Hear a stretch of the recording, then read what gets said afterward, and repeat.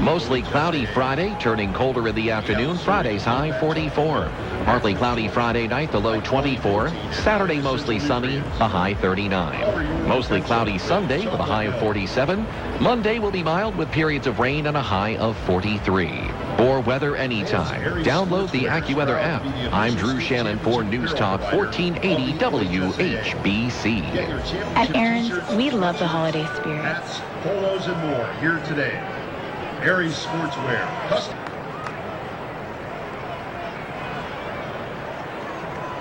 Special thank you to Altman Sports Medicine for their generous contribution providing medical staff and coverage for the OHSAA High School Football State Championships.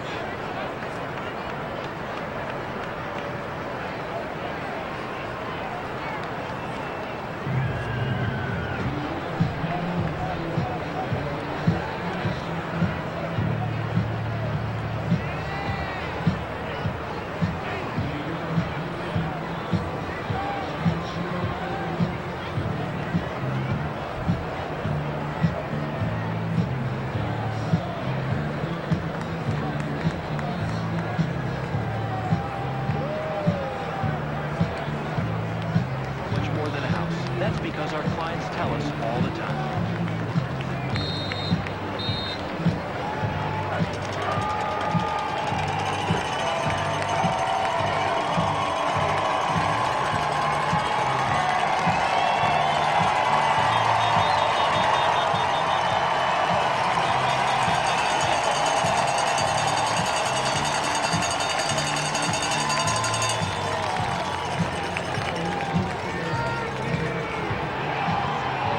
Referee, microphone check.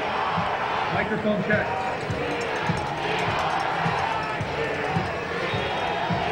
Mortgage.com to learn how When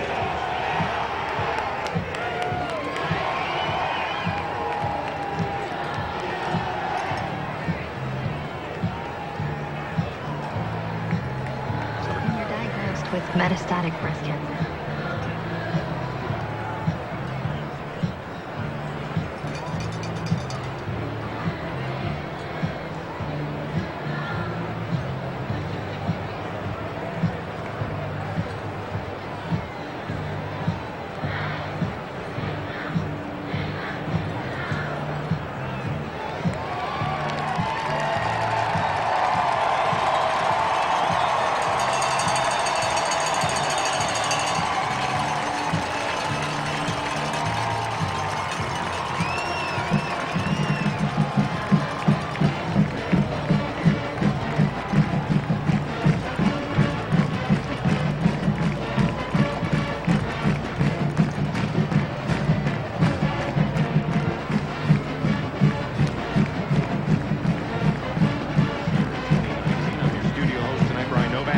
We'll send you back to Tom Benson Stadium for more pregame and the kickoff with Dan Belford, Mark Miller, Kenny Rhoda, Denny Kincaid, and the whole WHBC sports crew out there. But while we have some time as they make the transition after a good Kenny and JT show today, let's hear from the coach of the Massillon Tigers. After all is said and done, it is Nate Moore. He was on with Kenny yesterday talking about a little bit about their Avon win. Much to do with tonight's battle against LaSalle. Here's Coach. Your old team that you led to their first ever state title in 2014, Cincinnati LaSalle, is your opponent as you try and lead Massillon to its first ever playoff state championship. Do you see the irony in that, why we as media members are kind of looking at that as a side story? I guess I can kind of see the angle where you guys are coming from, yeah. Does this game mean anything more to you because it's against LaSalle, or no, you're Massillon and you just want to win it for Massillon, you don't care who you would have played? I mean, this game, this season is all about this football team, this 2019 Massillon Tiger football team, and you know, I understand that people are going to make a big deal about that, and that's okay. That's what people do. But it makes no difference to us. It makes no difference to me. You know, we're really a be where your feet are type of team, and today we're just worried about Wednesday practice. This might be Tuesday to you, but this is Wednesday for us. Just having a really good Wednesday practice. And, you know, we're taking it one day at a time, and we'll go out and play a great ball game on Thursday, no matter who it is. Massillon head coach Nate Moore joining us. Let's go there then, Nate. How do you as a coach and with your staff approach a game one day earlier in the week? How does that, I don't want to say mess with your normal routine, but how do you guys adjust to having to play one day earlier? I mean, you do have a lot of decisions that you have to make regarding that. We treated it like pretty much how we did Week 11 this year. Instead of Thursday to Friday, it's Friday to Thursday, which is a little different. So we came in practice on Sunday, had a padded practice, and it was a good practice. His practice hard, practice well, and then Monday became Tuesday from there. So that's how we handled it.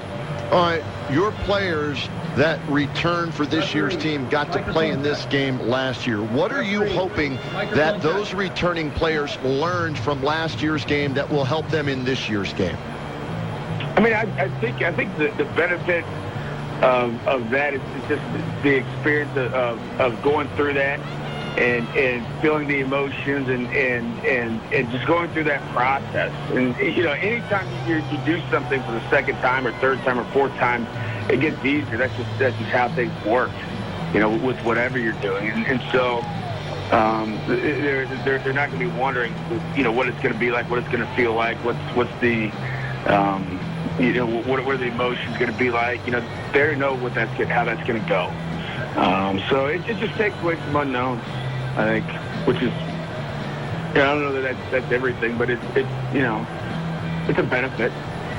Let's get to your opponent, Nate. You know them, the Lancers from Cincinnati, LaSalle. From what I've been able to gather, I'll start on their defense.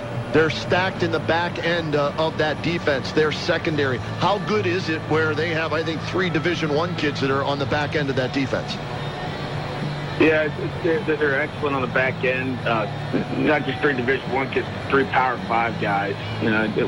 One kid, an officer from Ohio State, another kid, and obviously all the several others. Another kid with a Penn State offer, and a corner with an Iowa State offer, and a bunch of others. And the other corner that I couldn't find anything on as far as offers. I mean, he's just as good. So all 4 of them are excellent football players. I can't imagine that there's at least any defensive backfield with more highly recruited guys in the state of Ohio. All right, let's flip it to the offensive side of the ball. Zach Branham is the quarterback. He's a dual threat. 1,600 yards passing, 1,200 yards rushing, combined 35 touchdowns. What type of a challenge does he possess where he's effective either way as that quarterback? Yeah, he's an excellent quarterback. When they take shots down the field, he's very effective doing that. He's got some nice targets to throw the ball to. But he's definitely the most dangerous with the ball in his hand. They run a lot of options out of the shotgun.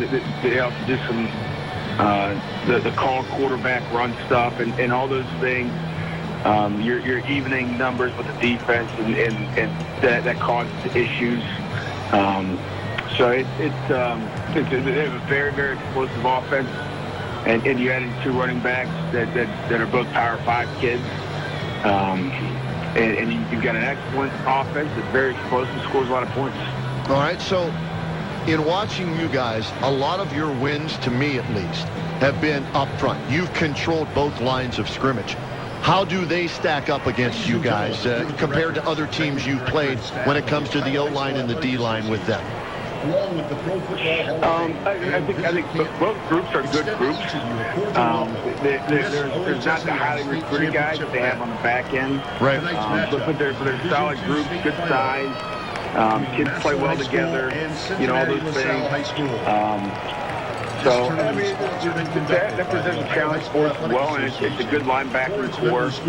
Both those running backs come over and play linebacker. So they're an excellent team top to bottom. Congratulations are in order for Aiden Longwell, co-offensive player of the year in Division II in Ohio, as voted on from OSHA. How has his practice and the team's practice been this weekend, and what's it like to have a leader like that in charge of your offense playing in his 2nd straight state championship game? Yeah, appreciate it. We're really proud of Aiden and all of his accomplishments. He's He's a first-class kid. He's a 3.0 student. Yes sir, no sir, works really, really hard at everything that he does, including football, including baseball. So it's an honor to be his coach, and I'm really proud of him. How do you think? What was the next part? How do you think it will affect him or benefit him having played in the game as the leader of this team? Oh, I mean, I think that's similar to the earlier question. Okay.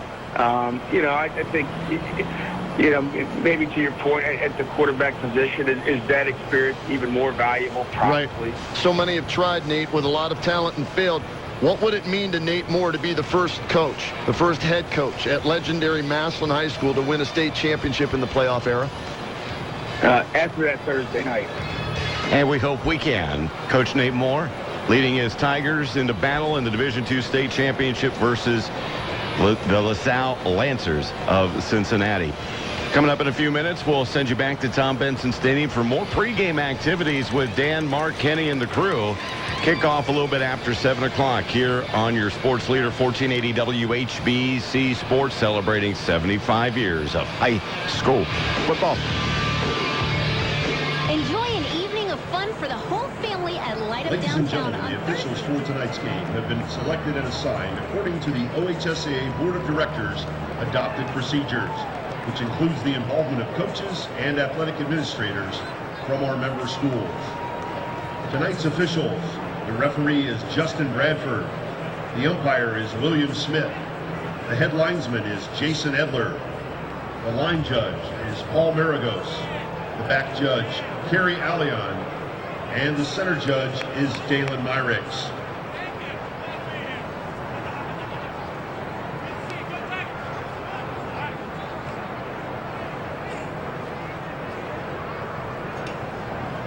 The captains tonight for Massillon: number 1, Benjamin Creekbaum; number 3, Preston Hodges; number 5, Aiden Longwell; number 64, Cole Jones; and number 77, Emmanuel McElroy.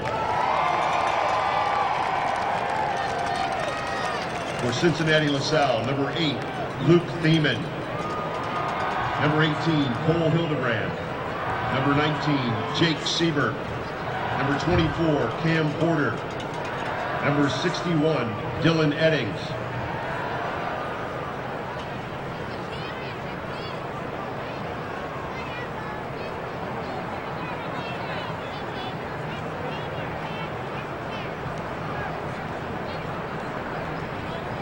Massillon, Washington won the toss, have deferred to the second half.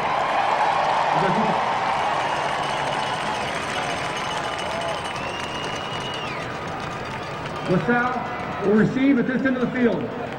Shake hands, guys.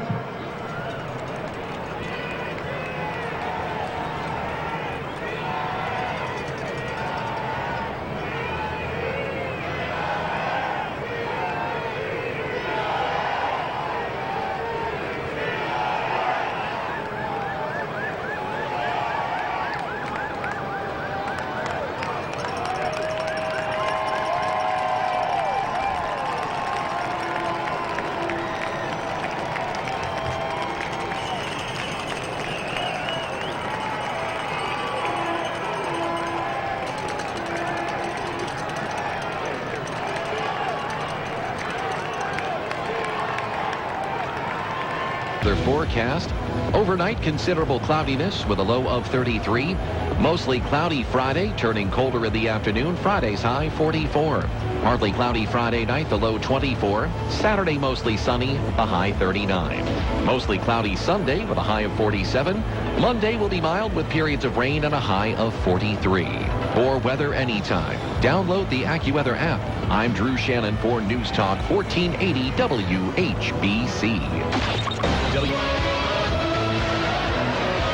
Well, hello, week 15. We were hoping we'd get to see you, and we're doing it tonight. We are live on the campus of McKinley High School, right across from the Pro Football Hall of Fame, Tom Benson Hall of Fame Stadium. And here we are, folks. Week 15, the Tigers have returned, and their foe this year to try to achieve the crown of the Division II championship is Cincinnati LaSalle, along with the roadman, Kenny Rhoda on the sidelines, Danny Kincaid, our statistician, my partner and analyst, Mark Miller. I'm Dan Belfort. Thank you so much for locking us in. 1480 WHBC, WHBC.com, and WHBCSports.com. Well, I'll tell you, it's been a week of getting deluged with statistics and stories and this and that and the other.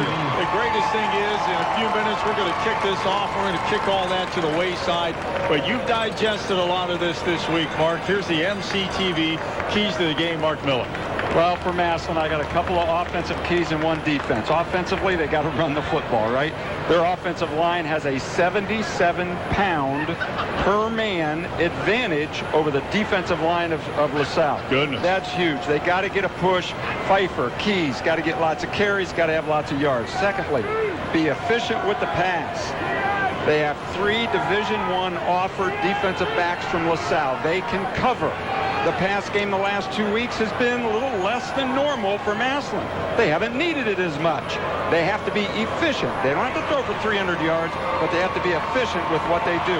And then defensively, I think they got to control the quarterback from LaSalle, Zach Brannon. He's passed for 16, 60, and 21 touchdowns. He's run for 12, 28, and 14 more. He's very two-dimensional. The goal coming in here tonight is making one-dimensional. So take away the run or take away the pass. And what you're going to hear from a lot tonight is Zach Brannon. He does distribute to many receivers. Nothing with gaudy numbers. But is it a team that his strength passing is off the run, or is it vice versa, or just a balance? Well, you know, you got to stay in your rush lanes. When you are rushing a passer, he'll scramble out of there and make some things happen, and they obviously have a lot of designed runs for him to get 1,200 yards rushing. But like Massillon, he has 2 favorite receivers, and that's kind of typical. Yep. But they are way and above anybody else in numbers of catches. And so those are the 2 guys that Massillon's defensive backs have to concentrate on, just like LaSalle has to concentrate on Jaden and Wilson Lamb. You do, without a doubt. And now Kenny Rhoda, of course, down on the sidelines. We're going to toss it down to him. Kenny, you and I talked on the air before we got rolling here tonight. A seasoned quarterback in Aiden Longwell, a first-time starter now, albeit he is an excellent starter with excellent numbers. Zach Branham, how do you see this shakeout coming into the game tonight? Well, you've got to believe that the advantage goes to Aiden Longwell, but you also have to believe the advantage goes to the entire Massillon team, having played in this game just a year ago. And every time, Dan, we've seen this over the last 3 years. Every time there was a stumbling block, the next year they overcame it, right? Yes. It was Winton Woods, overcame it. It was Akron Hoban, overcame it. State championship game last year. We're hoping they overcome that here tonight and win their first ever state title in the playoff era. The last time they were crowned state champs with the polls and everything, that was all the way back in 1970. And talking with Justin Zwick and Devin Jordan, former Massillon Tigers, they're tired of hearing that they've never won one in the playoff era. So this is a huge game tonight, not only for the kids and coaches on this team, but for all Massillon Tiger fans and former football players. Great, thanks, Kenny. Kenny mentioned the playoff era. Guys, this is the 49th year of the playoff era, and I'm sure the Tigers are tired of the chatter. Hey, you've never won one on the field. Danny, your thoughts on the game tonight? Well, tonight, I think whoever wins the kicking game will win this game.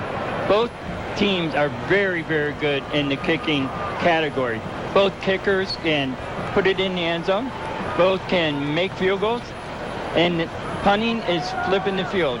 So I think tonight that's what I'm looking at is what's going to happen on the kicking All side. the numbers Danny was giving us this week, he's like a kid at Christmas Eve. I mean, he couldn't sleep. He was digesting so much. We are getting pretty close to kickoff here. Hey, the LaSalle band has arrived and some of their fans. Tiger Swing Band is out there. We'll come back with some more thoughts and our kickoff for tonight's D2 championship right after this timeout. 1,000.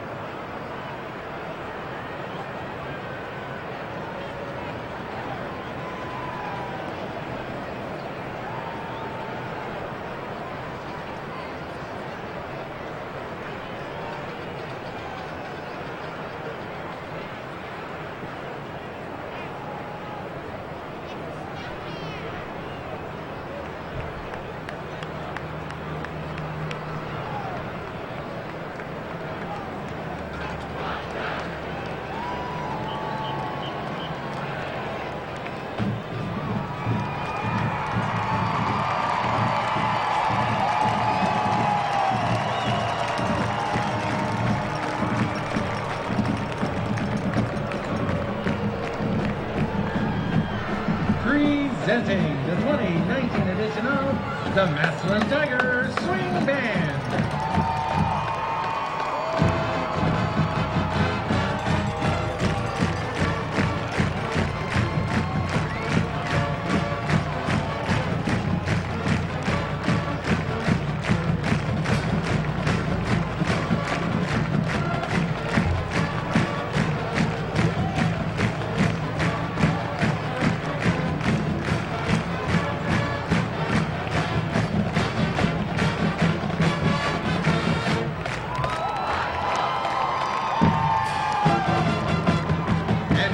Saluting the fans of Washington High with the old Massillon High favorite, stand up and cheer.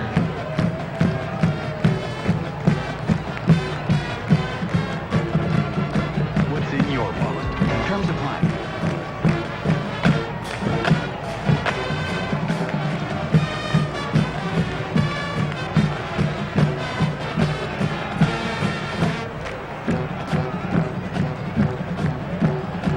The eye of the tiger.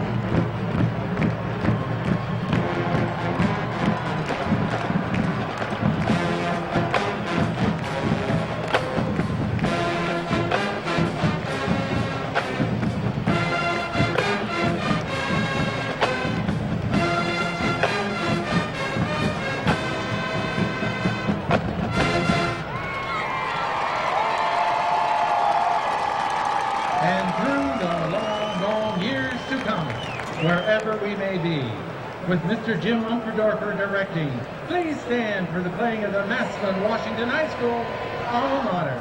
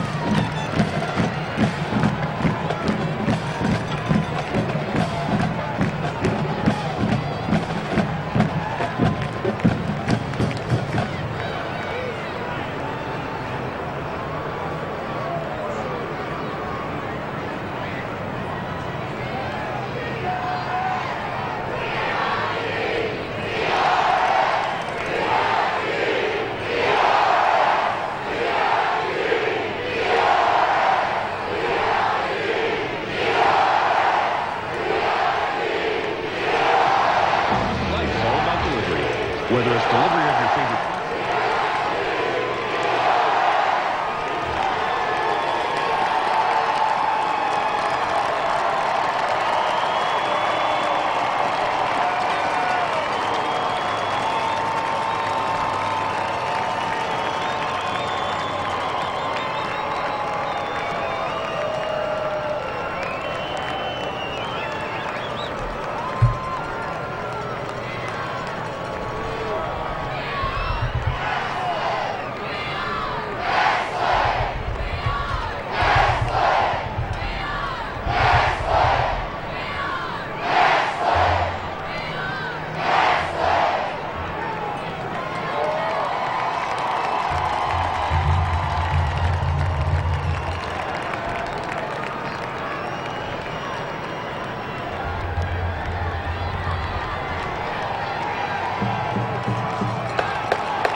Ladies and gentlemen, please welcome back to the field the LaSalle High School Racers. And let's welcome to the field the Massillon High School Tigers.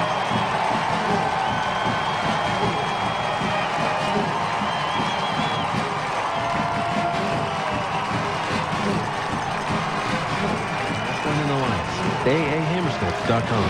75 years of high school football coverage. That's crazy. Congratulations, WHBC.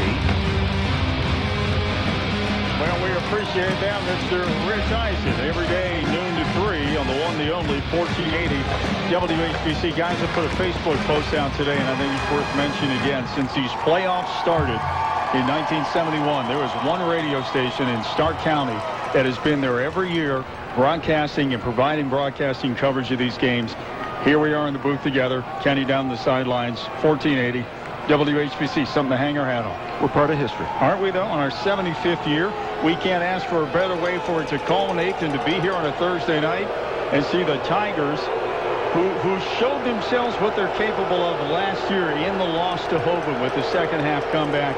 And now they march in here tonight fully expecting to come away with a win. And I don't think it's arrogant in saying that. They are a confident bunch of kids who have run the table. They're tired of doing push-ups. They'd like to do 15 more just to say, hey, these push-ups are all worth it. We want to take the hardware home and win that D2 title. Well, if you don't come into this game confident and thinking you can win, you might as well stay on the bus.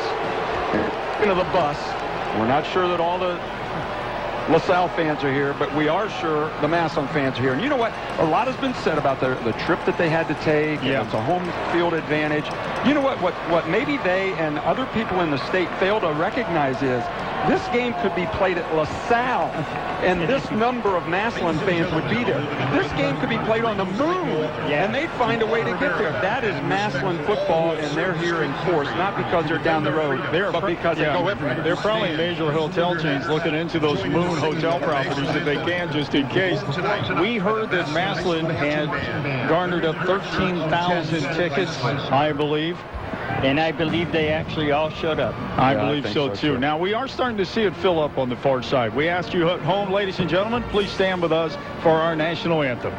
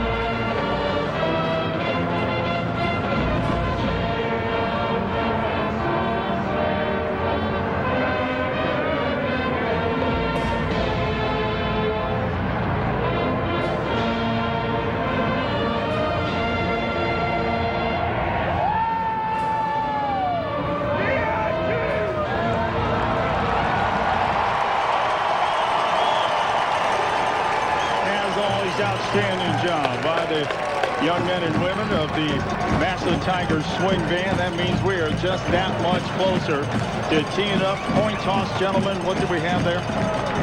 Massillon 1 and defer. So LaSalle will receive. And we'll see how this shakes out. We'll get the CSE Federal Credit Union starting lineups for you in just a second. You've been in big games in your life, Mark.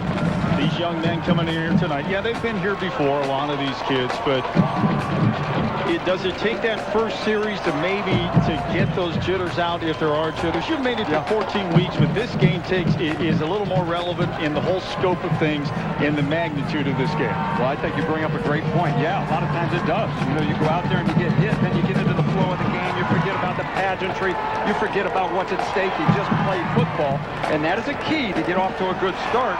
As a quarterback, I always had to sit there and just try to calm myself down because I knew the guys would be looking into my eyes, and I didn't want, let the defense go crazy and jump around and hit each other in the helmet and all that stuff. Yeah. And I looked down there at Aiden Longwell. He's walking around like he's getting ready to play touch football in the backyard. I mean, he is calm and ready to go. He's a senior, boy. It'd be great to have him leading your team today. Wouldn't that be great? We saw both teams come out of the tunnel. Both teams came out very workmanlike. No jumping up and down, no cartwheels. They just came out and said, we are here to chin strap it up and start doing some battle in this D2 championship game. Let's see if we can check out who is in the back to receive the kick. One might be the sophomore. Number 3 and number 5. 3 and 5. 3 is Jabran Payne, the sophomore. 5 is Devonta Smith. They are set back at around the 8 to 10 yard line. One of the short men up there is Jalen Norwood. All 3 of these kids are burners. We'll talk about this Payne kid who has really come on in the playoffs as a sophomore. He's done some wonderful things for them on special teams, receiving out of the backfield, running the football, and on defense. Well, he averages 10.5 yards a carry, so that's pretty explosive. Well, I saw the running backs for LaSalle have 7 touchdowns. I think he has 5 of them. Yeah. And a majority of them have come during the playoffs. Well, if you're home, keep your arms and legs inside the windows and buckle up. We are ready to rock and roll. Tigers are going to tee it up. Magnus Haynes with the ball centered as 40. Puts a boot into it. It's a line drive, but they're going to get a chance to return at the 2 to the 10. 15, 20, 25, 30, and knocked sideways backwards at about the 29. So good field position coming out of the gates for LaSalle. Well, Smith weighs 200 pounds. And with that acceleration, I can see why he's hard to tackle. So here's your starting lineup for CSE Federal Credit Union. For LaSalle, Zach Brannon, a little bit of everything at that quarterback position. Cam Porter, the running back. Your wideouts are Norwood, Seibert. You also have Hubbard, Blevins, Robbins, DeMason, Haywood, and Harden are the big guys up front. And Anthony Miners is your tight end. Brannon comes out, set in the pistol. Set to his left will be Cam Porter. He's the Northwest recruit who goes both ways for LaSalle. Trips to the right. Brannon wants to throw. Rolling to his right. Lets it fly. Outlet is Porter. He can't find him. Incomplete. Well, I think Massillon making a statement right now.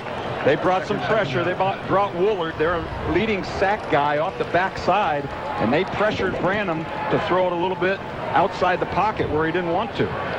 So again, we will go trips out to the right side. This time an empty backfield with Branham back in the shotgun. Branham is going to keep it himself. Big hole, but it closes down quickly. He's out across the 30 to about the 32-yard line. That brings up a 3rd down in about 7 yards to go for LaSalle. One of those design run plays for the quarterback. Benjamin Critbaum, number 1, right there to make the hit. 3rd and long. Now we're going singles out to the left. That's Seibert single coverage. Twins out to the right. Porter back in the backfield in the I formation directly behind Branham. Zach steps away, as we see so many teams do this year. Look to the sidelines for some final instruction. Up to the line of scrimmage. Pops back in the pistol in his own 27. Branham with a high snap. Rolls to his right.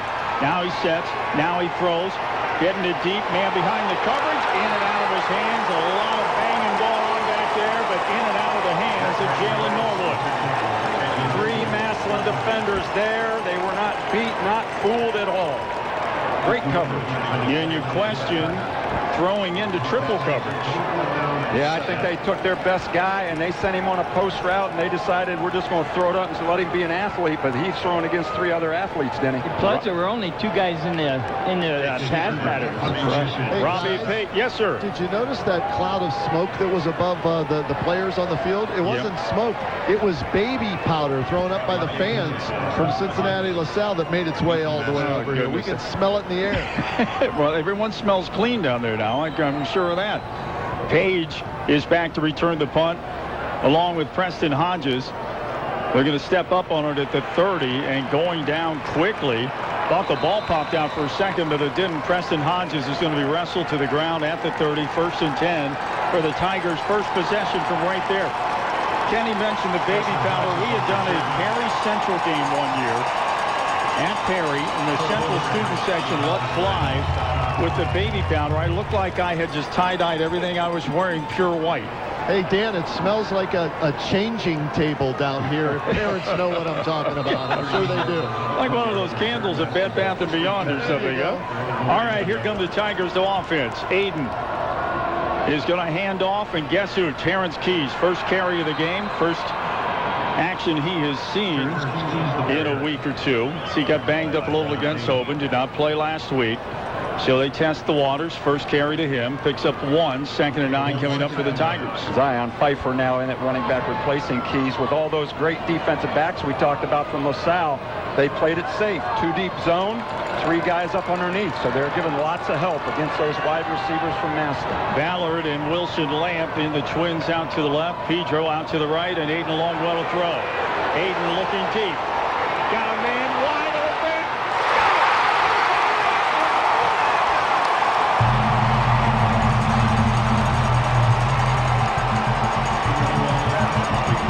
And we have a flag back at the 31 of Massillon. But it'll be a face mask. Cincinnati LaSalle. Aiden Longwell was standing back there. He saw the flag. The rest of his team ran down the field to congratulate Wilson Lamp. He thought it might be holding. As soon as he saw the signal, he took off on a sprint down the other way. That was a 60-yard reception. And guys, I was told before the game in last week's win over Toledo Central Catholic, guys got behind this great secondary, and Central didn't make the plays that were out there. They left 14 to 21 points on the field last week. So obviously Massillon saw that in the game film, and they take a big shot early, and when you have an accurate quarterback like that, you see what happens. First and goal for the Tigers down at the LaSalle 9-yard line. Pfeiffer is going to get the handoff. Bounces left side, head down, legs pumping, gets low, down to the 5. That'll bring up a 2nd and goal. You know, to follow up on Kenny's point, even if they noticed at first play of the game with the 2 deep, what they did is they took a Wilson Lamp and sent him down the outside near the sideline, sent another guy down the middle of the field to hold that safety.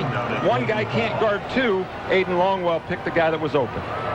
Pfeiffer checks into the game. Looks like Wilson Lamp will set up shop.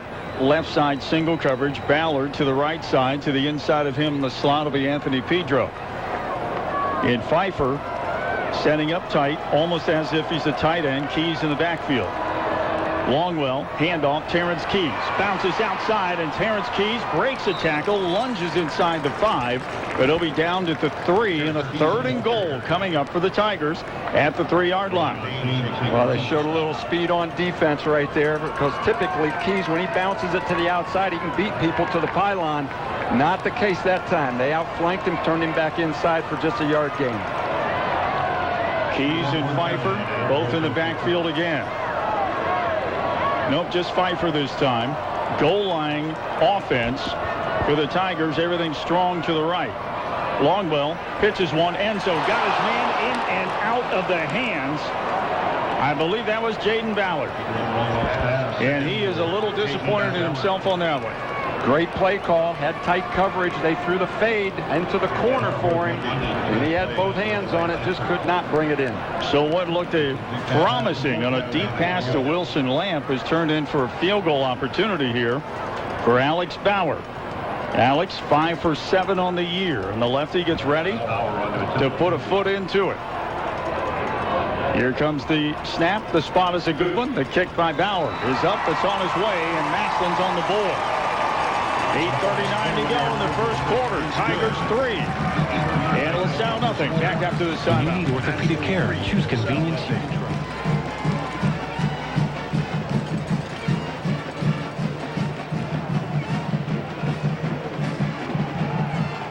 Have you back here, Tom Benson Hall of Fame Stadium. Sarcone 4 game of the week. The final game of the week, if you will. Week 15, Division II state championship on the line between Massillon and LaSalle. And Massillon up on the board quickly, 3-0 in this game. Let's go down to the sidelines and the roadman, Kenny Rhoda. Guys, that play happened right in front of me. Jaden Ballard normally makes that catch. Was it a little high? Yes, but his frame, he should have come down with that. But he was mad at himself as he's walking to the sideline. So at least they get 3 out of there, but that's 4 they left on the field. Yeah, that's true. After the big pass to Wilson Lamp, as Kenny mentioned, they had that one. It's just scoped out perfectly. No one there on covers. As Kenny said, he should have had it. Should have been a 7-0 lead. But you've got points on the board. It's 3-0. Now you kick off.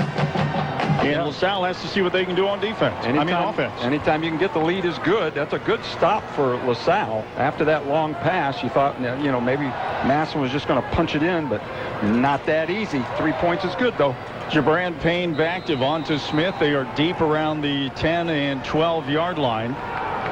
Porter is up around the 23. That'd be a load to bring down if he gets a kickoff return, huh? Yes. And Magnus Haynes with a short one.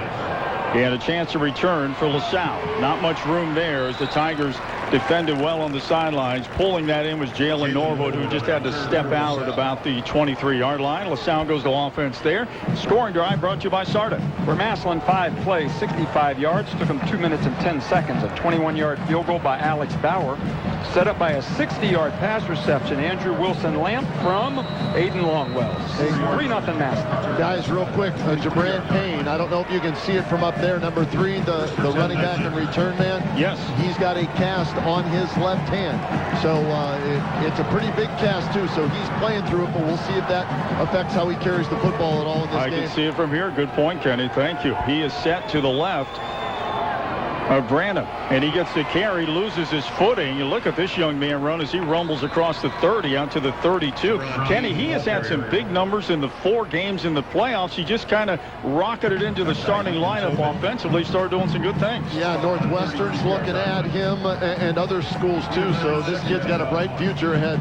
And like I said, playing injured tonight, that's not going to keep him out, obviously. Singles to the right, Twins to the left. Payne in the backfield again to the left tip of Branham. He gets a call again, bounces outside. He gets to the 30, 35, first down and more as he wriggles his way out to the 37. And LaSalle comes out a little more focused, moving the chains with a first down now at their own 38-yard line. Well, there's back to what the coaches said, right? Got to run the football. Yes. So they came out, 2 straight runs, gives them a first down. Now they'll go Twins to the right and trips out to the left. Empty backfield and Branham in the shotgun. It's about the time they'll let him run a quarterback draw. And they're going to do a wheel on this one to Porter around to the 40, to the 45, 48, runs over a defender at the 50-yard line. Boy, he's a load. He's the young man that's on his way to Northwestern, and I think they're looking at him more as a linebacker than they are offensively, but he can do both things for LaSalle. 5'11", 207. He packs a punch, injured most of last year. They missed him. Now they'll set him to the right, and a whistle blows before Brandon can get things going. It looks like a flag and procedure, or is that against Massillon? Yeah, they called it against Massillon. I saw the guy that went in motion headed towards the line of scrimmage long before the ball was snapped, but maybe the encroachment occurred just before that. I thought that was it on the tight end, Anthony Miners. I thought they nailed him. He was the man went in motion left to right. Singles out to the right this time. Miners the tight end in motion again. He sets. Branham carries, calls his own number, right side. Branham 40, 30, 25, 20, and finally knocked off his feet inside the Massillon 10-yard line at the 7-yard line. Well, this possession, 4 run plays, all to the outside. They obviously believe that they can outflank Massillon, get the corner, set the edge with a blocker, and get around the outside, and they have 4 straight times. Now LaSalle knocking on the door, 7:19 the clock running. They're down 3-0, but in Massillon territory, 1st and goal at the 7. Here's the handoff, Porter. Porter bounces left side. They trip him up in the backfield. And he'll fall down right at the line of scrimmage. Get a chance here. One of the officials tonight, I mentioned we were down on the sidelines off the air. Gentleman that I had the privilege of emceeing and inducting into the Perry High School Athletic Hall of Fame, Dalen Myrick, is down on the field tonight as one of the game officials. We have a players checking out here. Probably an equipment issue. Yep. They're sending a guy off the field. That last play, the reason that he got tripped up in the backfield was big 77, Manny McElroy, pushed the offensive lineman right back into the backfield, and the running back tripped over his own lineman. Seibert, Miners, and Norwood out to the left in the trips. Back in the lineup at running back is the sophomore Jabron Payne. Now he shifts from the left to the right. Branham back in the pistol. Play clock down to 5 seconds. Takes a snap at 3. Here's the sophomore Payne. Head down, lunges for the end zone. Ball pops out, but it looks like he was down at about the half-foot line. Guys, they're going to mark him down short of the goal line and say the ground caused the fumble, as it did come loose and Massillon recovered, but they'll mark him down and it'll be 3rd and goal from inside the 1. Boy, it is. I'm going to say half a yard. And a timeout called. The officials timeout. Let's see what's going on here. The previous play was the runner was short of the goal line. The previous play is under review. Well, we're doing the further review thing. We heard there was instant replay, but here's how much information we received on it. 0. We've had media people all over the press floor asking, okay, do the coaches throw a flag out there? They throw a half. What do they do? It appeared to me he was down. He lunged for the goal line, the knee went down, the ball popped out. Yeah, I agree with you, at least from up here. That's what it looked like. But, you know, the bigger issue on the floor, on the field right now and in the press box for Massillon is how are we going to stop LaSalle from getting outside on us? Every time they've tried to get outside, they have.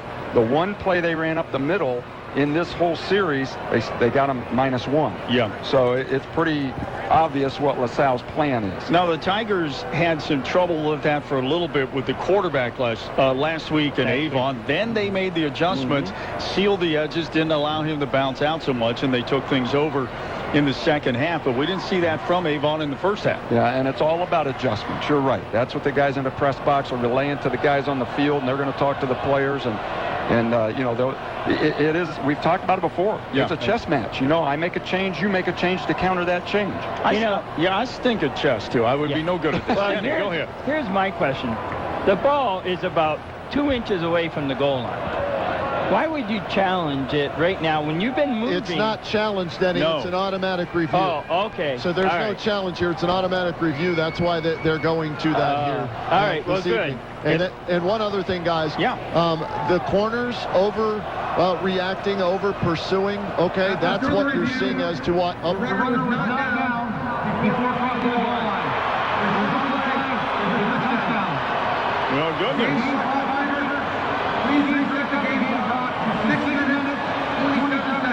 That's why we leave that crowd back up nice and loud for you. Go.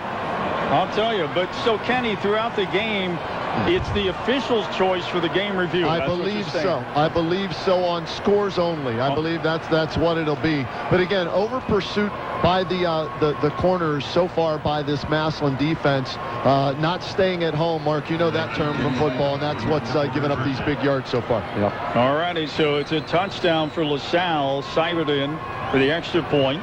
It is on its way, boy. He booms that one. So LaSalle now takes the lead. It's 7-3, 6:27 to go in the first quarter. We're back after this timeout. What made me choose starts? LaSalle 7, Massillon 3.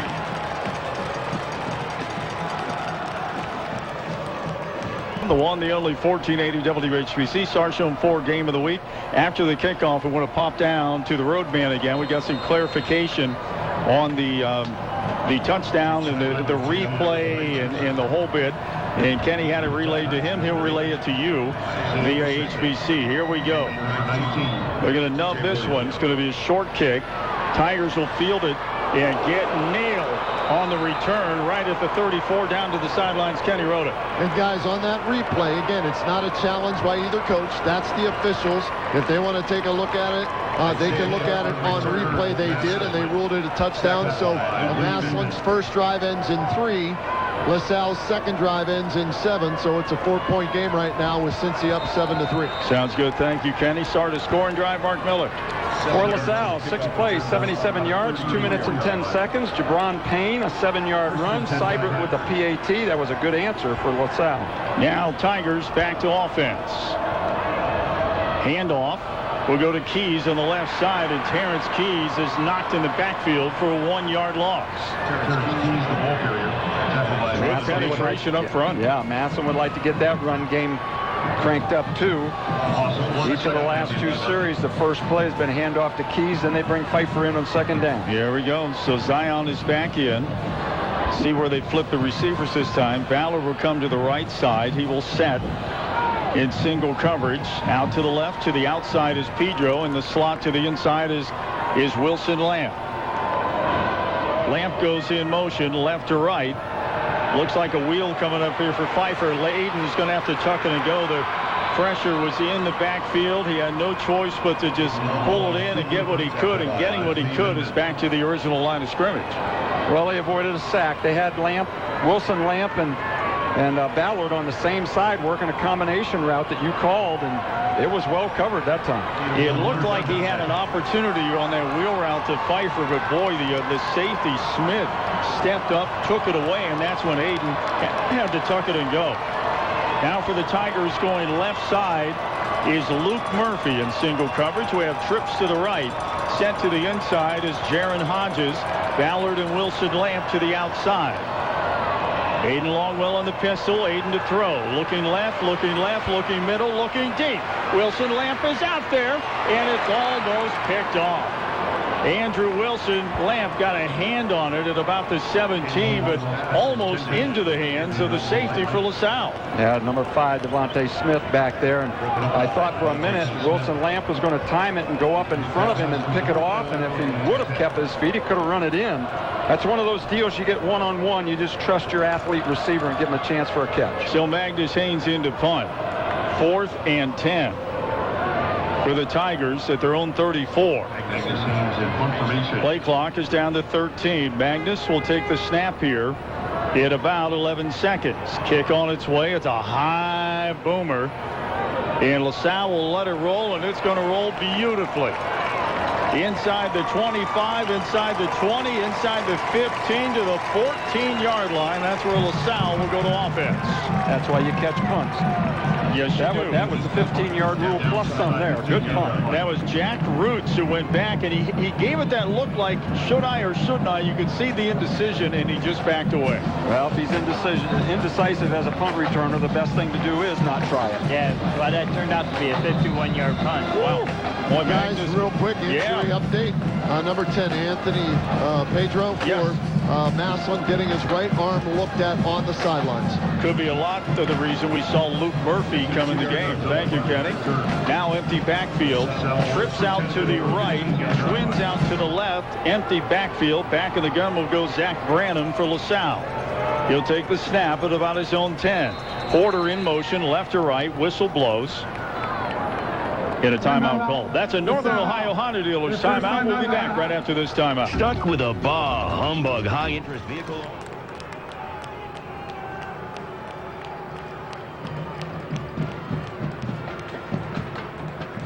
Or to purchase mobile tickets.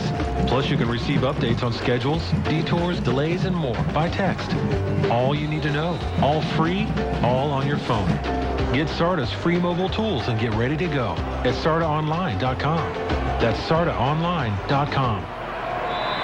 Back at Tom Benson Hall of Fame Stadium on first down, Branham calls his number. Fake to Porter on the jet sweep. Kept it himself right up the gut. Moves the chains, 10 yards and first down, maybe even 11 yards as they move it out to the 26, 1st and 10 for LaSalle. That was all set up by all those wide runs that we saw in the last drive. You fake it, and then you take it up the middle. That's what Tom McDaniel said in Kenny's interview. You have a changeup off of a tendency. Twins left. Changeup off of a tendency. That sounds like Coach McD, I'll tell you. Yeah. Handoff straight up the gut again, and rambling again, calling his own number again is Branham. Now I guess we're seeing why the kid rushed for over 1,200 yards this year. Well, if you got everybody running to the sidelines to stop those fast guys, he takes up off in the middle. He's 201 pounds and got good speed of his own. He does. I counted 3 missed tackles by the Massillon defense on that play as well. Good point, Kenny. Clock running, 3:49. Ball out to the 38, 1st and 10 for LaSalle, 2nd consecutive. Man in motion, left to the right. That is Norwood. Handoff goes to Payne. Payne gets the edge. Flag flies. Looks like it'll be a hold on LaSalle. He has a great ability just to turn it and get vertical in a hurry. You know, he's, I'll say, sturdily built. You know, he's not a thin guy, so he doesn't look like a speed guy, but boy, his acceleration from the point of handoff to getting around that corner is very, very good. And keep an eye on him, and I'm sure the Tigers have scouted LaSalle well, that they like to run him on the wheel. And in his 7 receptions, he has 3 touchdowns, and he has limited receptions for LaSalle in this offense. However, Tigers will walk back with the officials as that holding call moves it back 10. 1st and 21 for LaSalle. Let's see if the Tigers can come up big on defense. Branham taking his time. Twins left, trips right. In the backfield is Payne. The sophomore goes right hip, shifts to the left, about 8 yards deep. And Branham in the pistol. Hands off to Payne. Payne bounces outside. They got him in the backfield. He spins out of 1 tackle. They run him down the sidelines for no gain back to the line of scrimmage. Much better job by the outside of that Massillon defense that time. You called it, turned it back inside. Then he tried to bounce again, but there was enough reinforcements there for Massillon to make the hit. Ben Crickbaum, the initial contact, which kind of blew the play up. He missed the tackle, but slowed him down enough for his teammates to finish him off. So trips to the right, singles to the left. And again, Branham steps away. 2nd and 21, 2:35 clock running here in the first quarter. LaSalle up 7-3. Ball at their own 27, and Branham wants to throw. Airing it out deep. Got a man back there sideline, and no good. Great coverage by Andrew Wilson Lamp, running with him stride for stride. I believe that was Mundy who was out there and couldn't haul it in.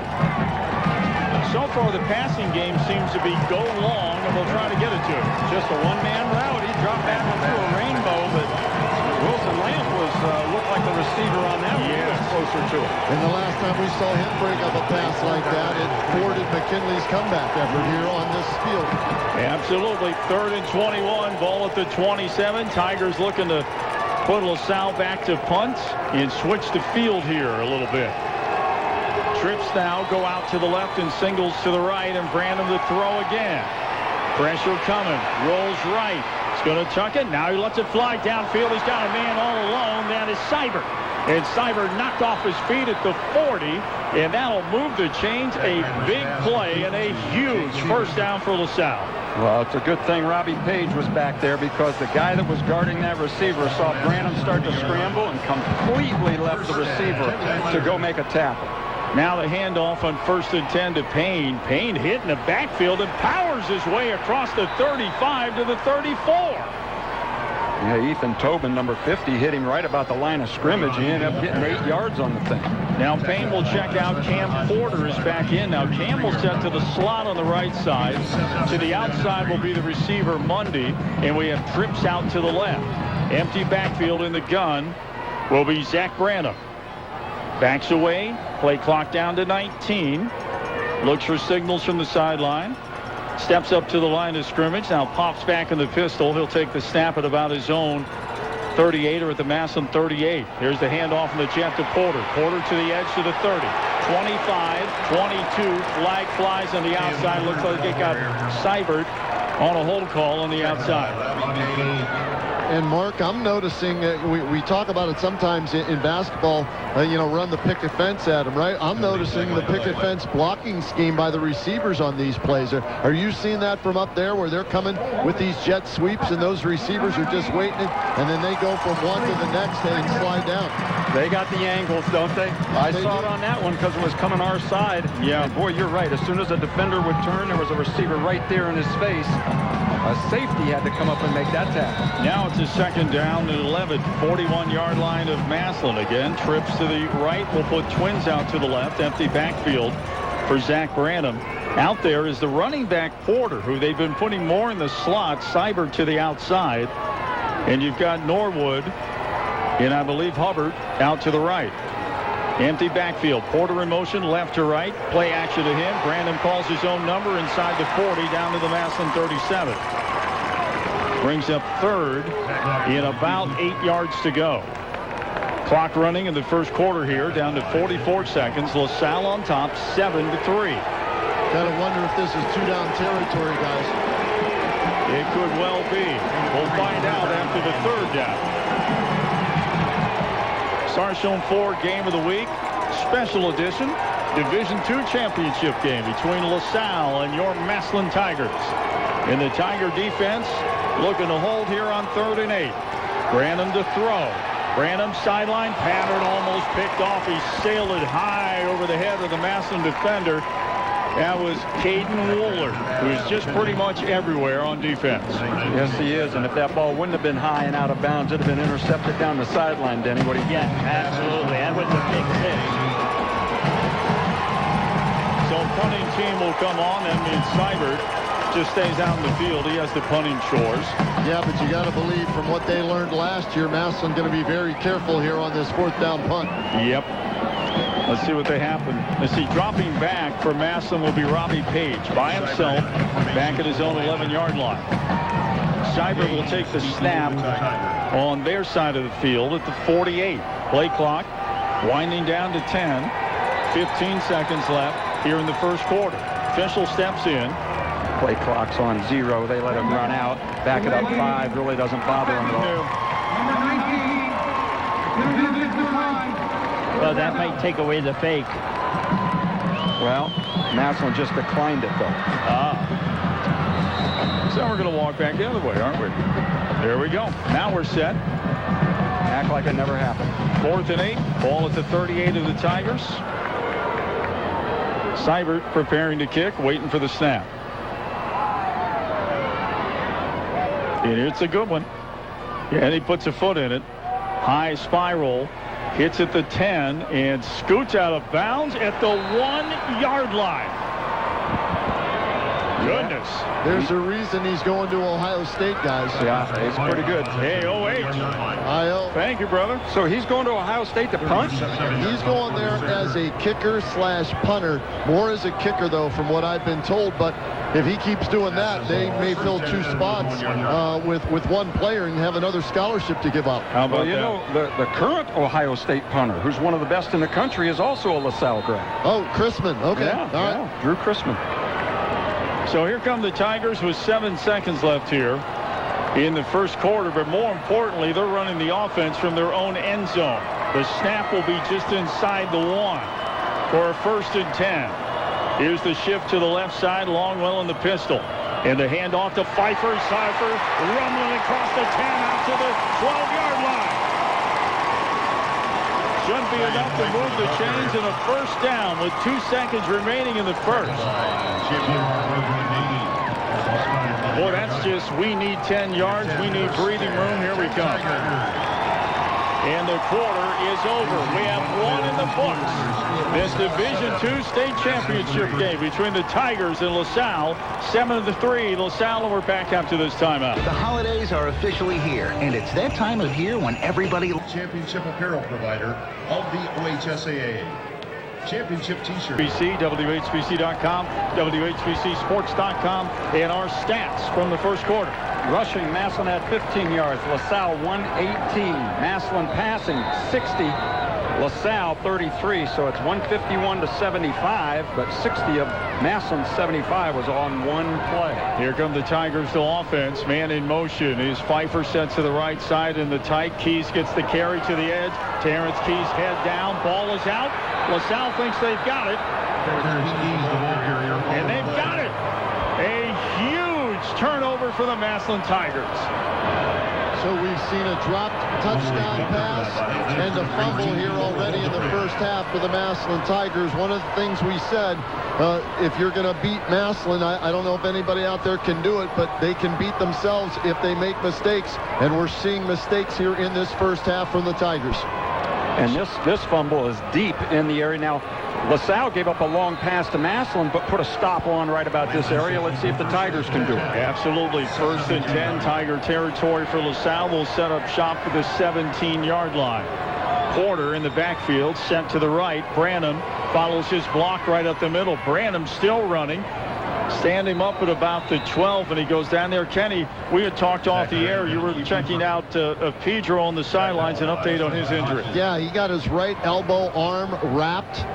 So we'll see if that allows him to come back in. He plays both ways on occasion, so we'll see if that gets him back in the game. But right now, the defense needs to come up and do what LaSalle did to Massillon earlier, hold them to a field goal attempt here. Porter, the lone setback, set to the right, deep in the eye of Branham. Of course, Kenny's report's brought to you by Friends and Family Credit Union.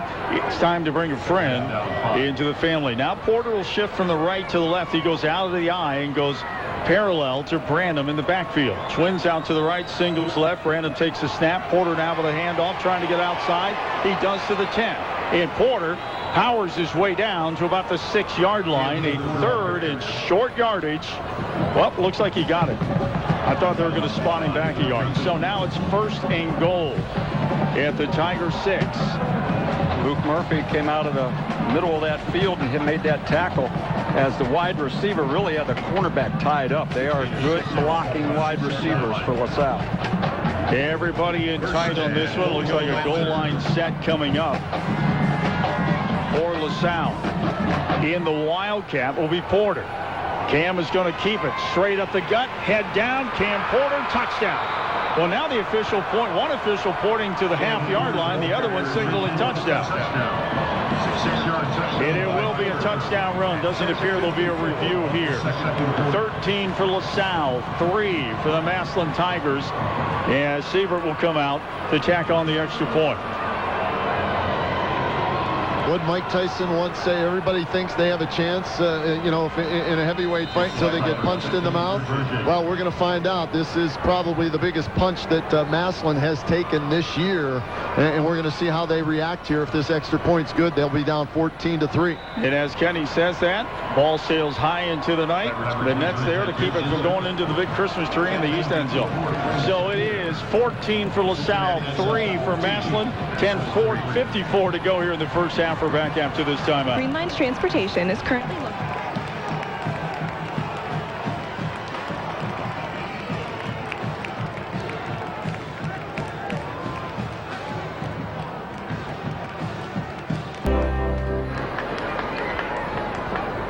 We are back at Tom Benson Hall of Fame Stadium, Division II on the line tonight. The championship trophy, somebody going to take it home. We want it to be the Massillon Tigers, so right now it's all LaSalle, 14-3, and they will kick off to the Tigers. I think they squibbed one last time. Let's see what they come up with this time. Seibert puts a boot in it. It's going to squib it again. High bounce at the 25, and a chance for the Tigers to return. Looks like coming up with that was Seth Lance, was that? Looked like 11. 17 on that. So coming up with it was Darian Williams. He brings it out to the 35. 1st and 10 for the Tigers right there. Hey guys, I don't know what it is about Tom Benson Hall of Fame Stadium, but remember back to last year, Hoban jumped out to a big lead on Massillon. Massillon came back, fell short. Earlier this year, we did the game. McKinley jumped out to the lead, if you remember, right guys? Yeah, true. Massillon came back. So this is a field where they've had slow starts on, but it's also a field where they've been able to come back, get into one game, and come back and win the other one. Ballard out to the right, single coverage. Twins out to the left. Wilson Lamp to the outside. Zion Pfeiffer with a handoff. Head down. Gets about one. Oh, he bounces off a hit. Great job by Zion. He was dead to rights at 1 yard and managed to get another 2. We'll call it 2nd and 7. Start a scoring drive. Martin. LaSalle, 3 plays, 17 yards. Took him a minute. 6-yard run by Cam Porter. Extra point good. Our score is 14-3. So the Tigers with a lot of work and a lot of field in front of them. See what they can come up with here. Lamp. And set to the inside of him will be Jaron Hodges to the right side. Pedro's back in. He's set in the slot to the left. And Jaden Ballard out to the left. Single coverage. Zion Pfeiffer set to the right hip. Gets the handoff. Head down out to the 40 to the 41. A third. Oh, no. He's still fighting. My goodness. That's just all effort on his part. Yeah, he put him into 3rd and short. LaSalle starting to commit a lot of people to stop the run. Really one-on-one coverage on all the wide receivers. So, you know, maybe not right here on 3rd and 2 or 3, but soon they got to have a chance to maybe get them deep again. Tyler Friend is going to check in. More of a short yardage fullback to bring in to assist in blocking. He'll set up on the right side, just over the right tackle. Now he goes in motion, sets to the left. Longwell, handoff Pfeiffer. Pfeiffer bounces outside the power 50, 45, 40. Down to the 48-yard line of LaSalle. You know, I know we've said this before, but there are certain games that fit certain types of runners better. And this might be a Zion Pfeiffer kind of night, you know? He hammers it up in there, the extra effort to fight through arm tackles, and then he gets a chance to gash him, and he does. He gashed him for 19 yards. And Terrence Keys back in the lineup, set off the left hip of Aiden Longwell. Longwell to throw. Looking post, now looking deep. He's got a man out there. Ballard. Great answer by the Tigers. They really needed it.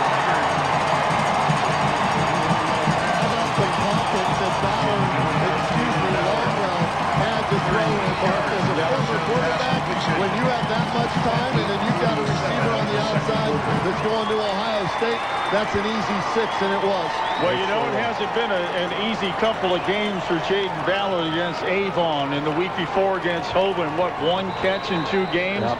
Now to pull in that 1 touchdown catch after he dropped one earlier, it's got to be a huge boost for him mentally and emotionally in this ball game. Here's the snap, the spot, the kick. It is up. And it is good. That's a Sifrin touchdown, by the way. Making life accessible since 1976. Brought to you by Mike Sessor and the Mike Sessor Insurance Agency. 14-10 LaSalle. Back after this timeout. Where can you get a great...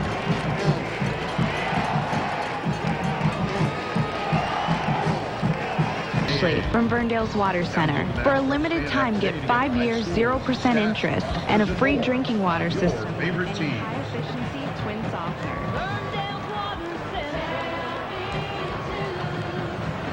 Spectrum News World is the new kind of news channel. We're a 24/7 statewide source for essential Hall of news. Fame Stadium. Kenny Rhoda, Denny Kincaid, Mark Miller, yours truly, Dan Velper. Thanks for hanging out with us here.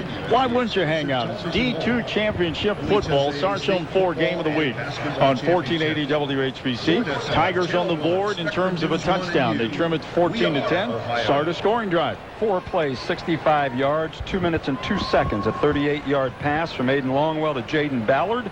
The PAT is good. LaSalle 14, Massillon 10. Hey, guys, it may be D2, but this is a heavyweight fight, right? I mean, these are two schools. These guys are soaking wet with talent on both sidelines. D1 kids, Power 5 conference kids all over the place. And you just saw 2 of them hook up for a touchdown there. One going to Kent State to play baseball, the other going to Ohio State to play football. So this is going to be a fun one. Everybody that's listening online, watch, whatever you're doing, sit back, relax, and enjoy this one. Isn't it great? And Kenny's pulling out all the good stuff. Soaking wet with talent, power this, power that. I love it. Keep it going, Road Man. We enjoy that. It's warm down here tonight, guys. I'm not cold at all. I'm layered up. I'm ready to go for 4 quarters, or even if it takes longer than that. There we go. So triple overtime. He's comfortable. We're fine, but we don't want to see it to go to that, do we? All right, we'll keep it right here where we are. All right, so Magnus Haynes get ready to tee it up. LaSalle hoping to get an opportunity to return. We'll see what Magnus chooses to do. He's going to pop this one over to the left sideline. LaSalle is going to come under it, get what they can out of it, which means they get about 6 yards on the return out to the 31-yard line. Good field position. They go to offense there. Just a reminder, Brian Novak at halftime. Update you on anything going on in sports. We'll update on the weather. Gorgeous night here. Hey, they're lighting a tree downtown tonight, right? Yeah, had some fireworks down there. Light up downtown Canton. Do the Tigers light up the scoreboard a little bit more? They got one touchdown up here.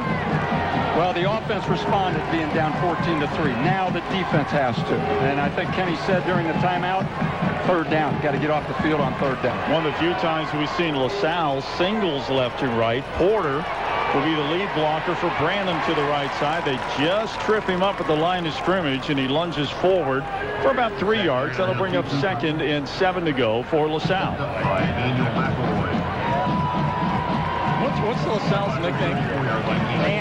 They're the Lancers. The Lancers. Okay, that just doesn't sound right. I'm not going to say that. I'll just say LaSalle. Okay. I like that better. Porter set to the left of Branham this time. Now they go back to Tripp's left side. And Seibert to the right. And Porter, nope, play action fake to him. Getting this one out to the left side, and dancing his way across the 50 is Jalen Norwood, and I mean they had him after about a 5-yard reception, and he danced his way to a first down and more across the 50 in the Tiger territory. Mark, their receivers and running backs do a phenomenal job of reading the blocks and reacting to the blocks. It's the best I've seen all season long against this Massillon defense. Well, that's really what's making those outside run plays going. Porter, big hole. No, they faked it to him. They give it to Sievert around the left side. Boy, he got me on that one. Good job, young man. Sievert comes up with an 8-yard gain, 2nd and 2. Ball will rest at the 42 of the Tigers with the clock at 7:54 to go in the first half. LaSalle up 14-10. Well, if that was a read play, I wish they would have given it, because I think he may have gone to the goal line. No kidding. Now empty backfield, back in the gun is Branham. Seibert out to the right, sent to the inside. The sophomore Payne trips out to the left. Norwood to the inside. To the outside is Mundy. In the tight end is the tip of the triangle. That is Miners. Handoff. Branham keeps it himself on his boy. He almost coughed it up there, but got the change to move inside the 35 to the 34 of the Tigers. And LaSalle just imposing their will at the line of scrimmage. And let's give their front line a little credit, guys. They averaged 6'1", 255 across that front line for LaSalle, so that's not chopped liver there. Not at all. Twins this time? Nope, they're going to bring the tight end over again. Miners to the right side. He may set in tight. Norwood to the inside. Sievert to the outside. And Cam Porter will set to the right. In fact, that's a lot of steak and potatoes on that front line. Boy, you better believe it. Man in motion, left to the right is Payne. Payne, 30. Payne inside the 30, inside the 25, and knocked off his feet at the 22. That's enough for another LaSalle first down. Well, they're doing it with the run, no doubt. I don't know that they've thrown a pass here in the second quarter at all. They threw 5 in the first quarter when he hit one of them. Well, I ran that offense in my old neighborhood. You go long. That's pretty much what they have done. This time, Porter gets the handoff. He pounds his way inside the 20 to the 18-yard line. 2nd down, 8 yards to go for the Lancers, you said? Is that yeah, Lancers. Okay, that's the only time I'm going to use it. Doesn't roll off your tongue, huh? No, it doesn't. It doesn't. Anyway, they're in the Old Carolina Barbecue Company red zone. There's a reason no NFL teams are called the Lancers. I think you're right. XFL, maybe? You know, you never know about that. So Porter again, he stays in. He's going to set to the left this time. Branham back in the pistol. Singles right with Seibert. Twins out to the left. Branham is rolling left off the play action. Got a man running free and sails it over his head. Looked like that was excellent coverage, though, by Preston Hodges to make that a very difficult reception. Yeah, and the other Massillon guy, I think it might have been Woolard, stopped and came up and got in the face of the quarterback, Branham, a little bit. So that was a tough one to complete. Good defense by Massillon. Now here's that third down that Kenny was talking about. Third and 18. Ball at the 19 of Massillon. Tiger fans want to see a stop. And they would like Branham to quit stepping away from center and looking for more information on the sideline. But they're wound up. Porter set to the right. Branham in the pistol. Snap to him. Looking right. Looking right. Man sidelines. Did he get it? That's Seibert. If he got it, he did, and that'll be enough for a first down. Well coached, as you would imagine. Went 1 yard further than the first down marker. Caught it. First down, Lancer. Ball at the 9. First and goal for LaSalle. Handoff Porter this time. Porter at the 5. Porter the 3, the 2. Touchdown.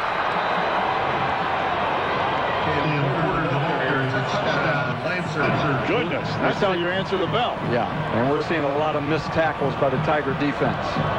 Kenny brought it up earlier. Right there, 2 or 3 missed tackles again, allowed him to get into the end zone. Guys, again, mistakes. Drop touchdown pass, turnover. Jake Seibert on to attempt the conversion. Seibert in for the extra point. Like Alex Bauer from Massillon, he's been deadly all year. Snap, spot, kick is good. So with 6:04 to go in the first half, it is 21 LaSalle, 10 Massillon. We're back after this timeout. Orthopedic care. Choose County Mental Health and Addiction Recovery. These statistics are sourced from the National Council on Problem Gambling and ChangeTheGameOhio.org. Well, it's a beautiful night for football for this D2 championship. Not a beautiful number on the scoreboard, 21-10. LaSalle, our Sarda scoring drive for the Lancers. 9 plays, 70 yards, 2 minutes and 38 seconds, a 9-yard run by Cam Porter. He has 8 carries for 51 yards and 2 touchdowns on the night. So Seibert will ground one. High pop here, in and out of the hands of Pfeiffer. Skips back to the 15, and the Tigers return it out to the 23. We got a chance down to the sidelines. Kenny Rhoda. Guys, and watching this up close from the sidelines, the Lancers are doing whatever they want at the line of scrimmage in the run game, and that 3-man front is not working for Massillon. So I was mentioning to Mark off air, I don't know if halftime, you've played a 3-man front all year long and it's been so successful. If you can make major changes to that, or if you got to bring the backers up and dare them to throw the football, because right now they're running it at will. Let's see what happens on this first down series. Tigers will set up shop at their own 23 with a 1st and 10. Pedro, single coverage out to the right. Pfeiffer in the backfield. Longwell snap, handoff Pfeiffer. Head down, pounding his way out to the 25 and knocked off his feet at the 27-yard line. Off of that kickoff return, T.J. Williams came off holding his left arm, and they are looking at him on the sideline now. Saw that. Thanks, Mark, for tossing that in there. Kenny will get a chance to see what's going on with him. Be like Medvac down here pretty soon. They keep this up. So Pfeiffer stays in the game. Twins again to the left are Ballard and Wilson Lamb. And Aiden looking to the sidelines. It's one hops it out to Jaden Ballard, who made a good cut and he was open. Not sure if that ball got tipped or he just made a bad throw. Like he just got the nose down and it dived on him. That was a good call, though. Good pass route. Just taking the short one, and he would have run for the first down, but now they're going to have to make a play on 3rd and 7. 5:25 remains in this first half. 21-10. LaSalle on top of Massillon. Sarshone 4 game of the week. And it's the big one. Division II state championship. Longwell to throw. He is hit as he throws, but coming up with the catch, I believe that was Anthony Pedro. Number 4. Oh, 4 on that. Yeah, Jaron Hodges. He was well covered. Nice throw under duress. Nice catch. He got down so low I couldn't pick up the number, and I thought he came 1 yard short from the far side of the field on that cross, and he did. But now it's a 4th and 1. Tigers are going to go for it. And you just, well, no, here comes the punt team. They thought about it. It actually is just about a yard, maybe a little less than a yard, but on your own 32.5, pretty big risk. And things can happen. We know that. Back to receive the punt is Jack Roots. And a timeout is called. Northern Ohio Honda Dealers timeout. Will step away for this timeout. Football fans, it's time to set. and transactional advisory services. Growing business for more than 75 years with their newest office in Canton. Visit applegrowth.com today. R.G. Dreg, Stark County's premier career center, offers programs that prepares its students at the high school level for careers and continued education beyond high school. Upon completion, R.G. Dreg students have an immediate opportunity to obtain a well-paying job in many exciting career fields. R.G. Dreg consistently competes at the national level in all areas, including last year at Disney World in Florida. Be part of this tradition. Contact R.G. Dreg to find a program and career that's the perfect fit for you. Back at Benson Stadium, while we were away, Massillon punts, and as Mark was saying, they're not going to return it, just let them kick it. Went all the way down to the 15 of LaSalle, so LaSalle will go to offense there with a 21-10 lead. Yeah, now the punt before this went 51 yards. This one went 53. And guys, a must stop here for the Massillon Tigers to see if they can get the ball back and score before halftime. Remember, they will get the ball to start the second half, so if they can hold here, get some type of score, take some momentum into the locker room, they'll have the ball coming out, but that's easier said than done. Yeah, 3 and out would be fantastic, but you're looking at 1st and 10 here. Man in motion is Payne. He's going to get it on the jet. Payne out to the 20, 21, 22, and finally wrestled down. So in 1st down, they pick up 7. That'll be a 2nd and 3 for LaSalle. Boy, he's a shifty young man. Yeah, he's hard to bring down. Even once they had him really wrapped up, they still could not pull him back. And good 1st down plays, man. 2nd and 3. Yeah, 5'6", about 170. Cam Porter has the lone setback. Triangle trips out to the left. The tight end Miners is at the tip. Single coverage with Seibert out to the right. And Branham will take the snap. Handoff to Porter. On a 2nd and 3, the Tigers will knock him backwards. Maybe a 1-yard loss. And it is. So a 3rd and 4 coming up for LaSalle. Well, they're going to get their chance to get a 3rd down stop. It's not 3rd and long, but they had some of those they didn't get stops on, so maybe this is the one. So 3rd and 3. Clock running, 3:15. Play clock working its way down under 20 seconds. Down to the 18-second mark. Branham with final instructions at the line of scrimmage. Porter will shift over to the left now. Twins right, singles left. Branham, handoff to Payne. Payne, 45 and run out of bounds at the 48-yard line of Massillon. Goodness gracious. And to the point Kenny mentioned a while ago with those wide receivers and how good they are on the edge, the 2 linemen immediately turned and ran toward Jalen Norwood. They knew what a great block he made. That's the difference in this game, the blocking of those wide receivers, allowing the running game to go wherever it wants to, guys. Porter on the 1st down carry picks up 3. Good hit by Luke Murphy to bring him down right there. And the clock running at 2:40. LaSalle up 21-10.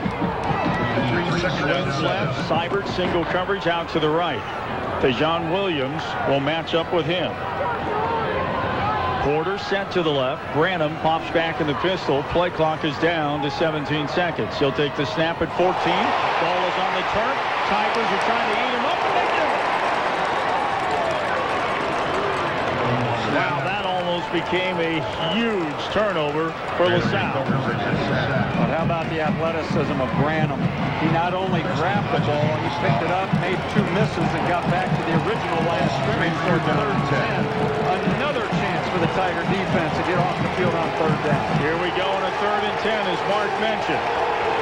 1:50 clock running here in the 1st half. LaSalle with the ball. That snap that he dropped, that thing went sideways. He's back in the pistol, and that thing shot out to his right hand. Now let's see if they can get a little bit better snap. Let's see if the Tigers can shut them down. Branham, pressure coming. Branham throws. Man is open down the sideline, but he's out of bounds.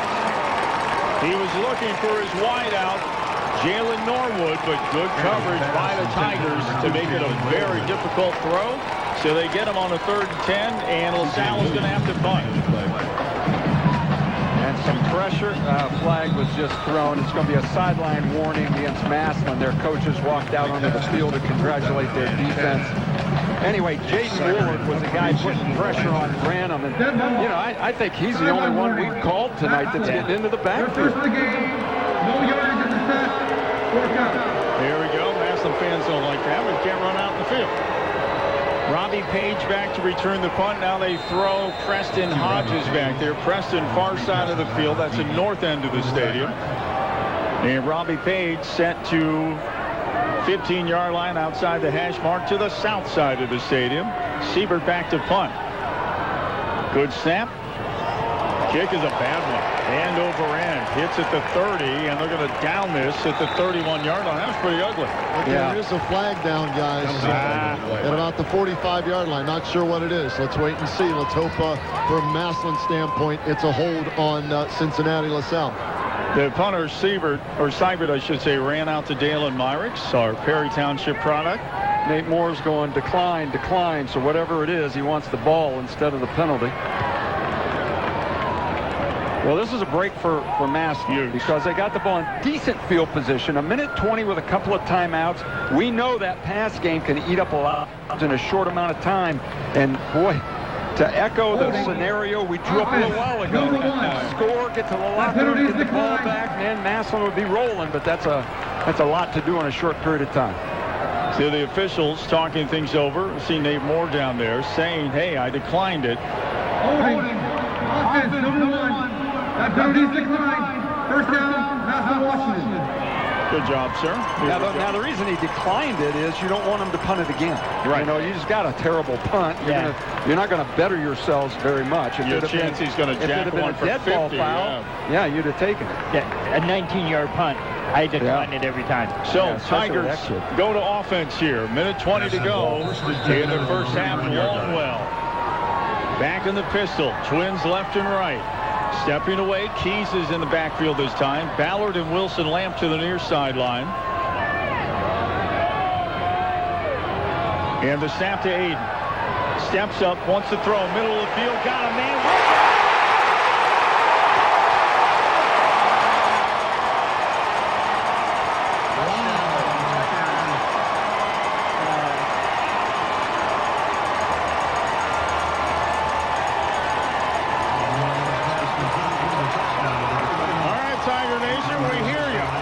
That was a 69-yard pass to the house. And guys, when you watch the replay, watch the block from Terrence Keys, allowing Longwell to deliver that pass right on the money. And it was right on the money. Boy, did not break stride. Allowed him to outrun the free safety for the touchdown. Bauer in for the extra point. Snap, spot, kick is up. And the kick is good. 1:10 to go in the half. Tigers crawl back within 21-17. Back after this timeout. 21, Massillon 17. You were talking off air, not a lot of seconds there to go up quick and score on that last play. 10 seconds to get back in this ball game, and if they can keep the Lancers off the scoreboard, I guess I should say, the rest of the way, you get the ball coming back out. So that's how potent this offense is, and what somebody told me again from last week, Toledo Central Catholic, receivers were getting behind the Lancers secondary. Plays were there to be made. We just saw Massillon make one of those plays. Boy, we did. Thank you, Kenny. Kenny does social media at Fox, and now he's the timeskeeper. Does everything. Magnus Haynes, nice deep kick, and that's going to roll into the end zone. Touchback. A lot of confusion on the part of LaSalle on it, if anybody was going to pick that up. And Payne decided to let it bounce inside the 5 and roll. And it did. So with 1:10 to go here in the first half of play, Massillon is pulled back within 21-17. Does one play in 10 seconds constitute a drive? That is, because it's sponsored, so it has to be, all right? 69 yards. Andrew Wilson Lamp from Aiden Longwell. Aiden is now 4 of 7, 172 yards and 2 touchdowns. Started a scoring drive. That's also a Sifrin touchdown, making life accessible since 1976. Courtesy of the Mike Sessor Insurance Agency. Payne with a handoff. 30. spins off a hit, works his way out to the 34. This kid doesn't get negative yardage when he carries the ball. Well, he didn't get touched till he was 12 yards down the field. Yeah. They got to get some people in those alleys. Guys, that hole was so big, Denny could have ran through it. All right, you're stretching it out, buddy. You really, and Denny knows that. Well, maybe he doesn't. 54 seconds left in the half. Handoff Porter. Porter, 35, 40, and knocked out of bounds at the 43-yard line. They get it in chunks.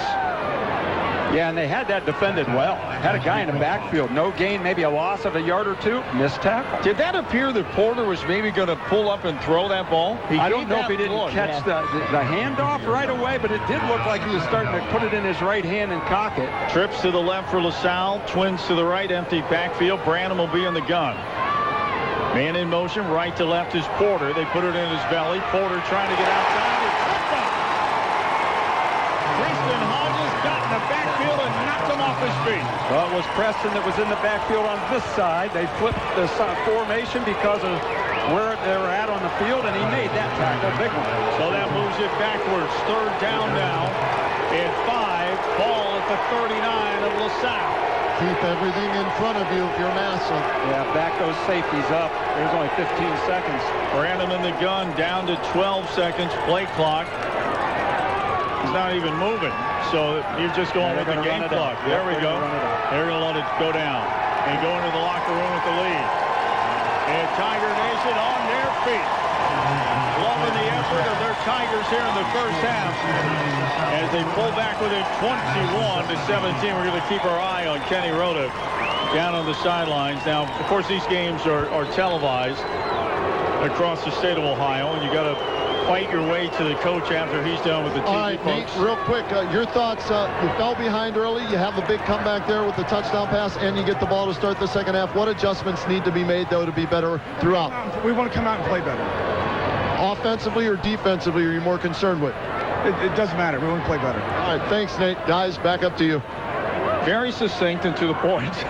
Kind of sums it up right there. Kenny, before you go away, your thoughts in the first half? Well, again, third down on defense. I think that's monumental for Massillon in this game. I think offensively, you see they can score in one play. We saw that. So it's not, they don't have a problem putting points on the board. It's can they stop the running game from Cincinnati LaSalle. We saw them have trouble last week in the first half with Joey Lance from Avon. Yes. They made adjustments. Can they make those same adjustments at halftime here for their defense to allow their offense to win this game? Thanks, Kenny. We'll be checking in with you in the second half. Mark, thoughts as we step away from Kenny's comments? Yeah, I think some adjustments to stop that outside run and also eliminating the mistakes, right? We kind of recounted them in the first half. They're down by 4. They're very fortunate to be that close, and now they're going to get the ball back. Denny.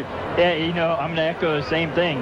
They got to stop that outside run that they're stopping them in the middle.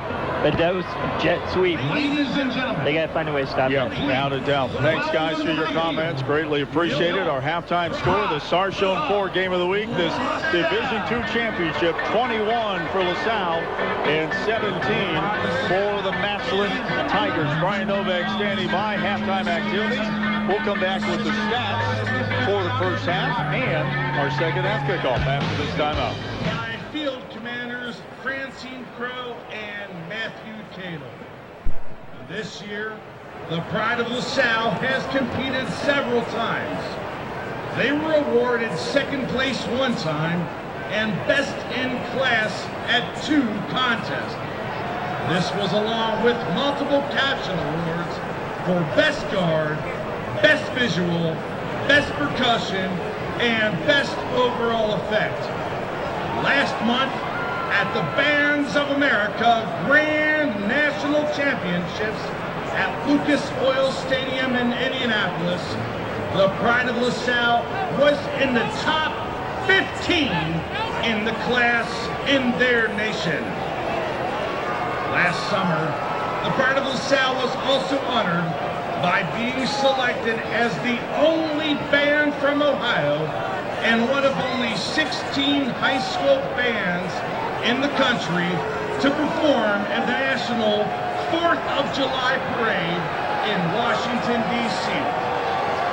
For your enjoyment this evening, the Pride of LaSalle will perform the hit tune by Fitz and the Tantrums, Hand Clap, followed by the LaSalle Fight Song.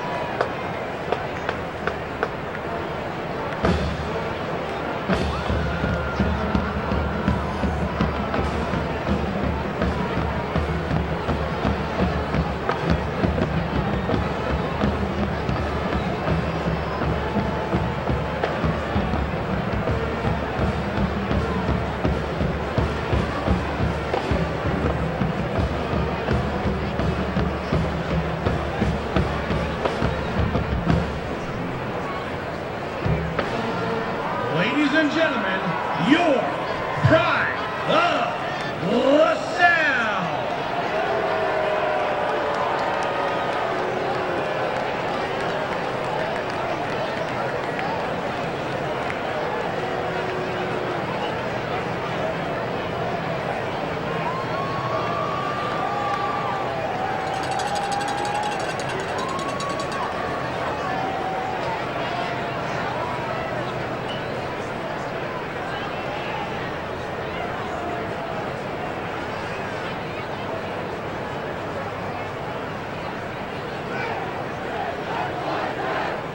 And now, it's showtime.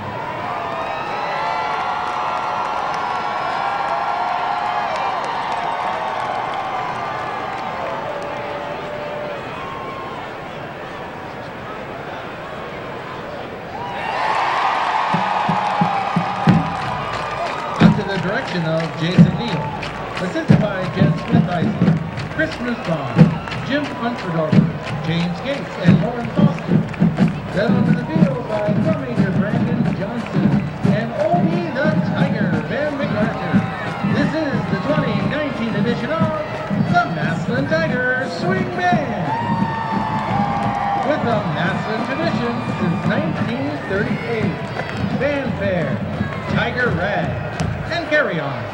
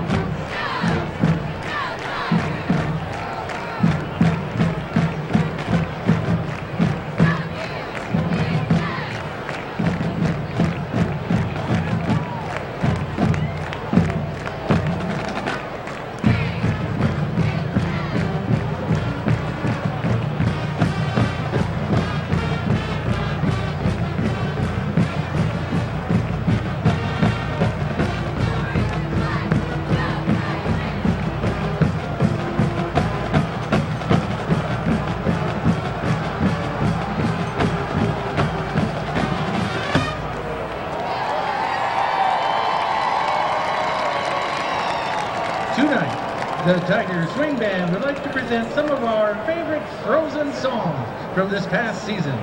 Let's start off with the 1968 Aretha Franklin classic, Think.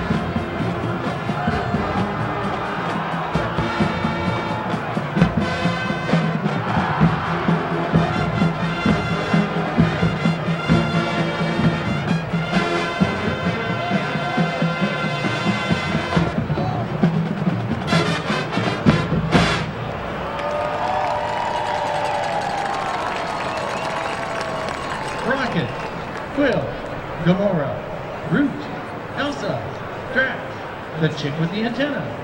They're known as the Guardians of the Galaxy, and they gave us some great music for our Avengers show. Here's a medley of I Am Groot and I Am Groot.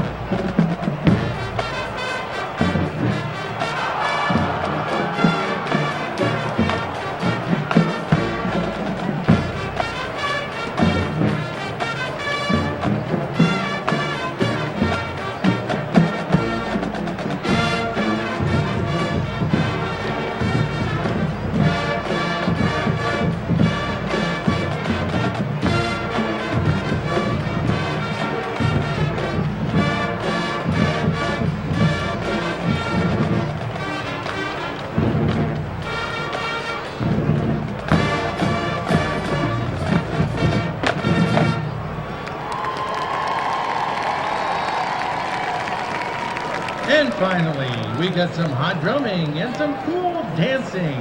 The hot and the cold are so intense. Put them together, it just makes sense. We close our season with our senior show favorite, Land of 1,000 Dances.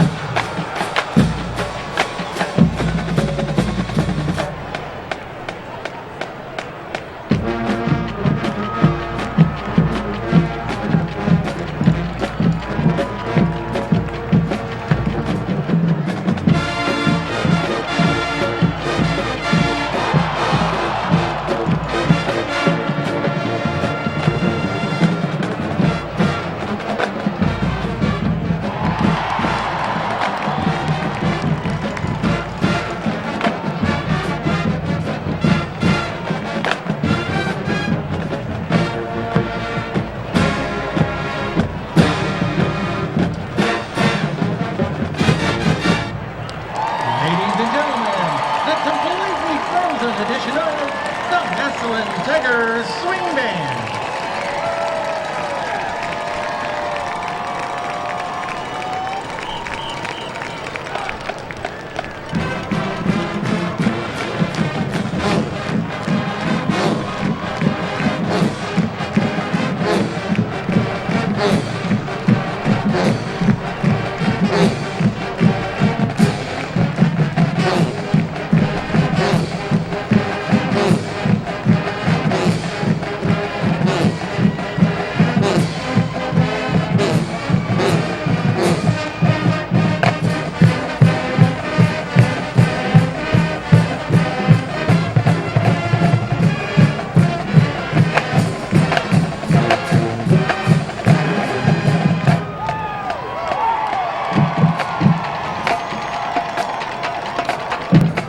Ladies and gentlemen, we remind you that cooperation is appreciated. Time. They have not really shown any serious interest in us coming to Columbus. So for that reason, I like the stability. My golly, Kevin Shiflett and the Hall of Fame know what they're doing. It's pretty tough to give that up. So it sounds like from Mr. Snodgrass from OSHA that perhaps, they'll come up with a long-term solution to keep the state championships here in Canton. And, of course, not a central location, but, hey, they played the baseball championships in Akron. Mr. Snodgrass pointed out also into it. And you know what? When it gets down to it, the kids will play anywhere. They will go high or low if they... Brian, I'm putting that address on my contact, so let's do that real quick. There we go. Hey, ARE Accessories, stats of the game. The first half stats. Here's Mark Miller. Yards rushing, Massillon had 52. LaSalle had 250. Passing, Massillon had 172. LaSalle just 43. So 293 to 224. LaSalle has more total yards than Massillon in the first half. Number of plays, time of possession, way in the favor of LaSalle. Individually, Aiden Longwell's 4 of 7, 172 yards, 2 touchdowns. Ballard caught one of them for 38. Andrew Wilson-Lamb caught the other one. He has 2 catches for 129 yards. Rushing, Zion Pfeiffer has 6 carries for 44 yards. And the rush game for LaSalle is a story for them offensively. Brandon, the quarterback, 9 carries, 91 yards. Cam Porter, 11 carries, 47 yards and 2 touchdowns. Jabron Payne, 9 carries, 89 yards and 1 touchdown. They have rushed for 250 in one half. My goodness. I mean, you kind of get caught up in the game, and the numbers don't really hit you in the face other than certain individuals are getting big chunks. And Payne, you mentioned, my goodness, you're putting that in his belly 20, 30 times a game. If you want to do that with a young man, with a sophomore, he obviously is pretty electric. But, hey, turnovers, missed opportunities for the Tigers. However, they are still in the game. When you read off those stats, you might be a little surprised they are. Well, and I love to see the first series for each team in the second half because you'll pretty much see what changes they've decided to make it happen. Kind of barometer we have here of that. Denny, your thoughts, bud? No, I agree. It's all about the adjustments that they make on the defensive side to eliminate that jet sweep. Well, we know they get the first possession. They will receive the kickoff here in the second half. I'm curious. Have you ever completed 4 passes for 174 yards in your career? Yeah, I think I played in a touch football game one time at Thanksgiving. How about that? He's averaging, 40-some yards a completion so far in this game. So that's how quick strike they are. But if they can regain, guys, drop touchdown pass, turnover, right? A bad pass, which brings up a 3rd and long. They made uncharacteristic mistakes in the first half for Massillon, and yet they're only down 4 and they get the ball to start the second half. If you're Nate, the adjustments need to be made on the defensive side of the ball, obviously, against the run game, but you also got to accentuate the positives, and the offense is definitely a positive. Yep. And one of the positives you might want to talk about coming into the second half, now we'll see how this unfolds, but 3 consecutive games in the playoffs, correct, where Massillon defense has not given up a point in the second half after halftime adjustments. Wow. Can you do it against a team like this? We'll see. They shut out Perry. They shut out Hoban. Little do we know, as Kenny mentioned, that Alex Bauer field goal in the first half would be the winning points in that game. And then you look at the adjustments made against Avon last week where the Tigers cruised in the second half. This is not Avon. and they have done some big things in the first half. That would be a pretty dramatic turnaround to negate them entirely in 2 quarters of football. Avon had one weapon they had to adjust and stop. Right. LaSalle's got 3. Multiple. Yeah, quite a few of them. Running weapons. That's right. Let's see who's going back for the kick here. Guys, Keys is in the game. So again, we were wondering, I saw a Massillon player with his arm in a sling at halftime, and that looks to be to John Williams, one of the returners and cornerbacks. So I'll keep you posted on that. Don't expect him back, but Terrence Williams is back on this kickoff return, so he is in the game. Or Terrence Keys, my bad. Yeah, he is set at the 5-yard line, far side hash mark, as Seibert gets ready to kick off. He's going to boom this one, and it's coming right down to Keys inside the 10. Oh, bad bounce on that. He better get on it. Keys does and just dives to the turf at the 15. He hesitated as though it was a punt. Then he decided to go after it, and he had no choice but to just scoop it up and fall. Yeah, not sure why he wanted to let that thing hit the ground.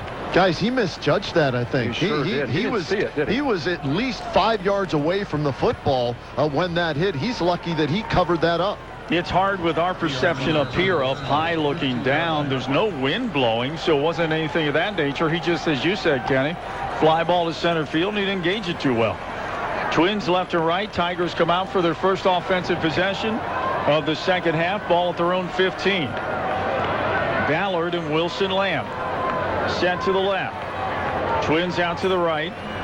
Handoff is going to go to Keys. Bounces outside, and Terrence upended right at the line of scrimmage. Falls forward for 1 yard. That'll be 2nd and 9 coming up for the Tigers. Well, the Tigers can't rely on those home run balls all the time. You know, I mean, correct. They've got to get some rhythm going on offense, and that involves the run game. They've got to be a little more efficient in the run game than they were in the first half. See what happens. Pfeiffer's in. Keys to the sideline. Aiden Longwell steps away from center.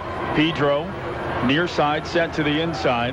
Ballard set to the outside, and Wilson Lamp single coverage out to the right. Longwell back in the pistol. Handoff. Pfeiffer counters it left side, head down, pounds his way over the 20 out to the 21. So 3rd and a manageable distance coming up for the Tigers. We'll call it 3rd and 4. Yeah, 3rd and 4, you can run it. You also have your whole pass game because you can check down anything. Even if you do call a long one and he's not wide open, you can check it down and get the first down. Tiger faithful on their feet. Want to see the chains move on the first possession on a 3rd and 4. Aiden to throw. Pocket breaks down. Longwell takes off, avoids a hit at the 25, and he's got the first down. That's a senior play right there, guys. He knew that if he saw a crease, he could get the 4 yards for a first down. He didn't hesitate. He had to make one guy miss, and he did. Well, the guy he made miss was the All-Ohio linebacker, Cam Porter. In cleaning it up from behind was Jalen Johnson, or Aiden was running probably for another 10, 15 yards. You know, I've always thought Aiden is a good enough athlete. He could run the ball a lot more and gain some yards. He just didn't need to in this offense. But no, he doesn't. Tonight he does. So they move the chains. It's a 1st and 10. Handoff is going to go to Pfeiffer. Bounces off a hit line of scrimmage. Powers his way across the 35 out to the 38-yard line. That'll bring up 2nd and short for the Tigers. Hey, you remember those old electric football games where you stick the little piece of tissue in the guy's, and he'd go up and he'd butt into somebody and he'd go over here and gain. That's Zion. He just runs forward, butts into somebody, bounces off, goes in and hits somebody else. Well, by the way, that was the only game I completed 4 straight passes. Was my electric football game. So there, which was not easy with those things. Aiden to throw. Airing it out, deep side of the Lamp. Almost had it. He had to do a little spin from his right to his left. Barely got a hand on it, but nice coverage that time by Isa Jarman, who I maybe got a little bit of a tip on that as he was heading towards Lamp. Looked like Lamp was turning that inside. Aiden won that ball to the outside, and he just couldn't make the adjustment. Yeah, that would have been a very difficult catch. 3rd and 3 here again, similar to the last 3rd down conversion.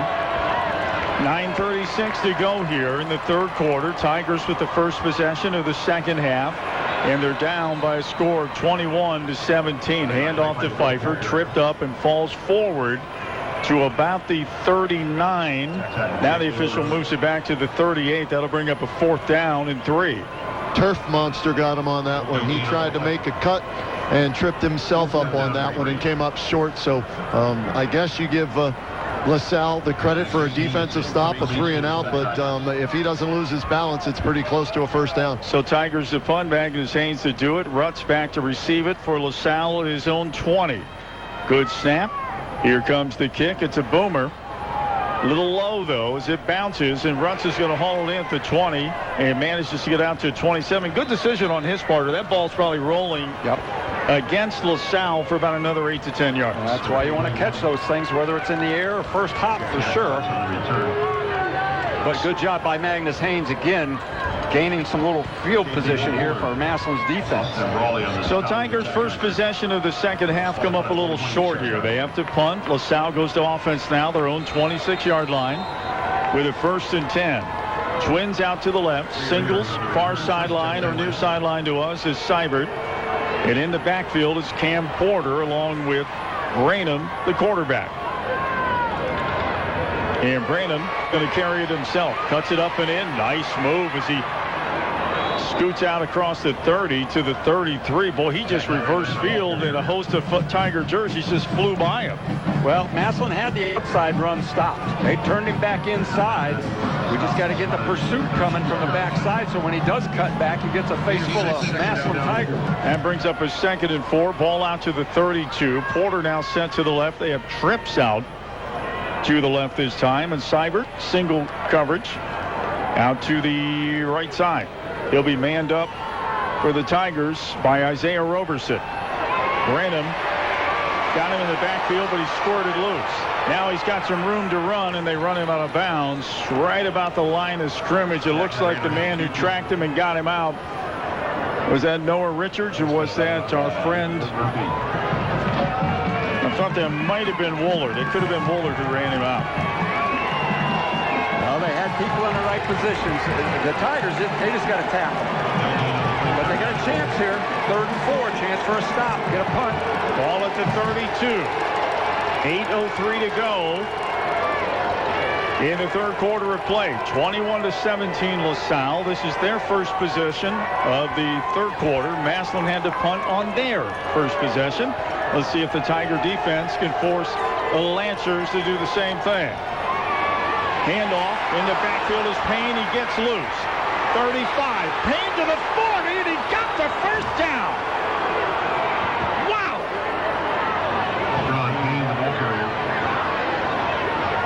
We talked about him, the sophomore, as he checks out. That is one elusive young man. He stepped out of 2 ankle tackles and managed to get that out to the 43-yard line. It's like Porter moved a little early, but no call. Tries to bounce it out. They had him in the backfield. Goes through another tackle across the 45. Flag flies. You got to think that's on the outside block. I think he hurdled a player, too. It might be that call we saw. Oh, that's right. We did.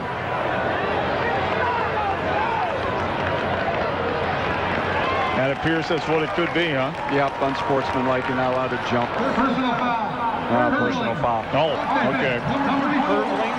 So this is a break for Massillon. Now let's see if they can take advantage of it. It's going to be 1st and real long to start the drive.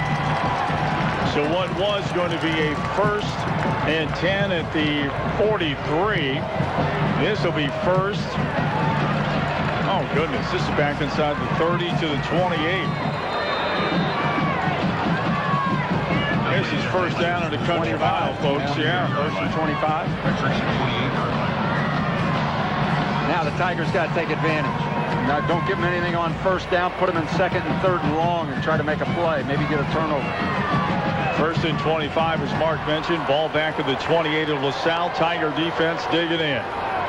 Branham to the left. Squares up, throws sideline. He just sails this one. Good coverage by Wilson Lamp as he was trying to get it out to Seibert. Just no room to pull that down. Yeah, just a down and out, trying to get some of that yardage back. But Wilson Lamp, he had the deep ball covered. If he'd have gone deep, he was backpedaling. But when he broke, Wilson Lamp came out of that backpedal and got out there, forced a bad throw. Cam Porter checks out. The sophomore Jabron Payne checks back in. He's set to the slot on the left side. Empty backfield, back in the gun will be Zach Branham. 7:42 left in the third. 21-17 LaSalle. They're looking at a 2nd and 25. Going to flare this one out, and Payne wrapped up right away. Wilson Lamp again. He read it from his cornerback spot and just came firing across. Made a big hit. How huge was that hit? Because if he doesn't read that properly, that young man is going to dead sprint to the end zone. 3rd and 24, guys. Got to get off the field here if you're the Massillon Tigers. Had trouble doing it in the first half. Let's see what adjustments they made at halftime. Trips to the right. Payne in the backfield, set to the left hip of Branham. Looks to the sideline for final instructions. Clock at 7:02 and running. Now down to 6:59. The play clock at 4 seconds. Down to 3 seconds. To 2 seconds. Looks like they're going to take a timeout. That's a Northern Ohio Honda dealers timeout. We're back after this timeout. Let me choose Stark State. They have the lowest tuition around, and their programs easily transfer to other colleges. I studied in area. Third. And the Tigers down. Score sitting right where it was at halftime at 21-17. Now, timeout was called by LaSalle on a 3rd and 24. We're expressing our amazement of why you would do that on a 3rd and 24. Yeah, I mean, you're pretty limited on the plays you're going to call. You're either going to try to throw it downfield and maybe get a pass interference or a big catch or run that jet sweep that Massillon hasn't stopped yet.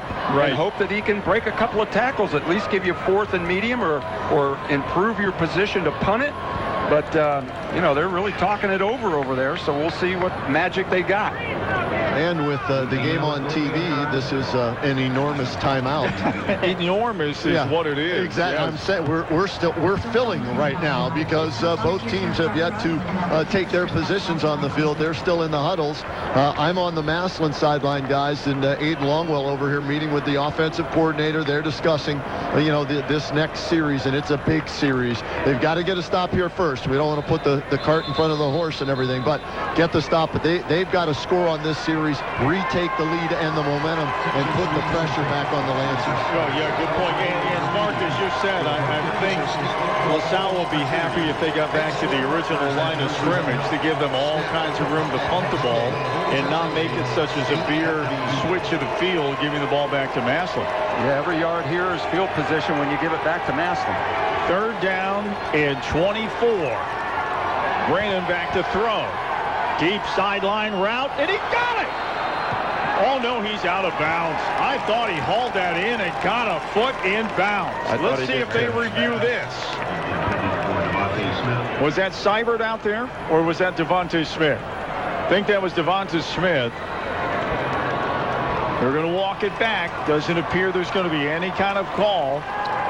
And Wilson Lamp took the gamble, guys. Yes, he tried to make the pick and missed it. Yep. And they're going to catch a break on the inability to get a foot inbounds while having total control of the football. That's a big break for Massillon. Yes, it is. Boy. So now Seibert is punting back at his own 15. And the Tigers with an outstanding opportunity here on this punt return. High end over end kick. Fair catch called for by the Tigers, and they will go to offense. 1st down at their own 37-yard line. Coming under that was Robbie Page to haul it in. And that might look like just a simple play, Mark, right, to most people, but you know how huge that is for field position with the Tigers. If he doesn't come up and make the fair catch there, a simple fair catch, they could be starting inside their own 20-yard line. So you're looking at the hidden yardage right there of about 15 yards. Yeah, this is great field position to start the offense. Now they got to go down, put one in, get the lead. Let's see if they can play with a lead. Feed Pfeiffer. You've got Zion in, but do you go up top and test the waters? Nope. Pfeiffer is the guy you want to test the waters. He drops the ball out. He fumbled it. LaSalle thinks they have it. The officials are trying to separate everybody. And the Lancers pick up another one. 2 fumbles for Massillon in this game and 2 recoveries by LaSalle. Well, sudden change. The defense has to rise to the occasion. They got to come out and get a stop. Remember that at 6:33 remaining in the third. After a great defensive stand by the Tigers, they give it back in one play after the punt. And out trots LaSalle to go to offense. 1st and 10, ball resting at the 38-yard line of the Tigers. Branham back in the pistol. Going to take it himself to the right side, cuts it back up and in across the 45, down to the 30, down to the 28-yard line. Going to be second and real short. Again, defended well as far as positioning of defensive players, but he just runs through people. Now, you got to give a lot of credit to the runners, but all the LaSalle runners are breaking tackles. So now you got to look at why aren't we tackling better if you're Massillon. Twins left, Seibert single coverage to the right. Cam Porter gets it this time. They'll stand him up. He got out of the tackle at the line of scrimmage. He's going to be very close to the first down. They had him dead to rights at the line of scrimmage. Somebody tried to hit him up high, and he spun out of it, and that'll be enough to move the chains and a first down for LaSalle. So the chains move. Clock is running at 5:45 remaining in the third quarter. And the Lancers on top of the Tigers 21-17. Branham again in the pistol. This time Payne, the sophomore, set to his right. And the handoff goes to Payne. Cuts it up and in. 25. Head down 20. Inside the 20. Down to about the 18-yard line. Very close to moving the chains for another first down. Now they're setting it up on a second down to the Old Carolina Barbecue Company red zone. Somebody from Massillon's got to make a big play, see some of this momentum back. Right now, LaSalle just rolling after that fumble recovery. And the clock is rolling, too. It's going to be under the 5-minute mark here. The play clock is down to 17 seconds. Branham finally walks back up to the line of scrimmage. It will pop back at the pistol with 9 seconds on the play clock, and Payne set to the left. Takes the snap at 4. Payne reverses his field. Gets it vertical. North and south, if you will, and very close to first down yardage. I don't think they'll measure. It should be a third and about half a yard. Well, this would be a huge play. Force a field goal attempt, most likely. They're bringing in their big guys, bringing in a couple linebackers as blocking backs. Wildcat offense here, guys. Cam Porter in the Wildcat. Last time he did this, he scored a touchdown. But it was a little closer to the end zone when he did it. Porter will take the snap back at his own 25. No surprise here. High snap. Porter head down. First down and more as he pounds his way down to the 15-yard line. Cam Porter, the ball carrier. Tackled by Preston Hodges. So substitutes pop off the field. Calvary pops back on offensively. Seibert now running out to the left side as part of the trips. To the outside will be set with Mundy. To the inside will be Norwood. And Porter set to the right of Branham. Gets the handoff, and he's got the edge. 15-10, runs over one Tiger, but they stand him up and toss him down at about the 9-yard line. The official now gives him the left foot spot. It sets it back to the 10, but that'll be second down and 4 for LaSalle. Again, the inability to set the edge hurting Massillon this entire game, guys. And it's something that we thought maybe they would make some halftime adjustments to, and they did get off the field last time, but they're back to having trouble here on this possession. Second and 4, ball at the 10. Branham keeps it inside the 10. Bounces outside to the 5, to the pylon. He's going to be close. A penalty flag. And a flag flies. They signal touchdown. But let's see what the flag's all about. Hold on, LaSalle. We talk about Massillon mistakes. Boy, LaSalle has had a few of these in the game. They've given Massillon several breaks. Yes. That Massillon has not been able to capitalize on, well, at least all of them. But they need to capitalize on this one. I'm going to guess that's at least their third holding penalty, maybe 4 in the game. I believe it's their third. All righty. So advantage Massillon here. That moves the ball out beyond the 15 to the 17-yard line. And guys. That one was an illegal block in the back, so All right. only 10 yards, so they move it back to the 17 here, but it does bring up a 2nd and long, 2nd and 11. So it's 2nd and 11. Porter will set to the right, twins to the right, singles out to the left. Mundy in motion, left to the right side. He got the handoff of the jet. 15-10 inside the 10 to the 9-yard line. That was Payne, I'm sorry. The sophomore. Oh, he's just a scat bug. He's quick. Man. But here, 3rd and 4. If they can get a stop and it's more than 4th and a yard or half a yard, you got it. Probably a field goal attempt. You would think so. They have a pretty accurate kid, as does Maslin with Alex Bauer. Of course, Seibert has the kicking duties for LaSalle. But the Lancers going to see if they can do their best to get the first down. Branham calls his number. Branham to the outside, spins down to the 5, inside the 5 to the 3. Move the chains. 1st and goal now for LaSalle.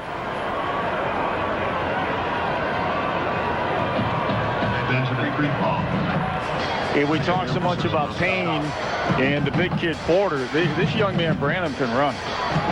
Yeah, he has done a really nice job. Over 100 yards, I'm sure, by now. Yeah, 103. Yeah. Very decisive. And Porter back in the Wildcat. With a 1st and goal at the 4-yard line. Porter, right side, now back up the middle. Porter, end zone, touchdown, LaSalle. And Porter, the ball carrier, is in for the touchdown. Pushes the LaSalle lead to 27-17. Boy, you had them where you wanted them on the penalty, back outside the 15 at the 17-yard line. They have really overcome some long yardage situations on 3rd down and after penalties. The 3rd quarter. You got to give them credit for that. This will put them up by 2 scores again, so now Maslin's got to score just to keep it close. Seibert for the extra point. Snap and spot. Kick on the way, and the kick is good. So with 1:52 left in the 3rd, 28 for LaSalle, 17 for the Tigers. Back after this timeout. Green light. LaSalle 28, Maslin 17.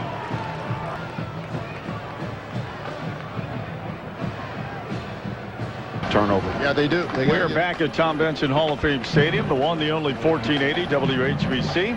Kenny Rhoda on the sidelines, Danny Kincaid, our statistician, Mark Miller, I'm Dan Belford. Thanks for locking us in. 1480 WHBC, WHBC.com, WHBCSports.com. Star Zone 4 game of the week. They're going to nub this one on the kickoff. It's coming up short. Tigers set up the return to the left. And knocking off his feet there at about the 32. 32 is where the Tigers go to offense. Down to the sidelines to check in with Kenny Rhoda.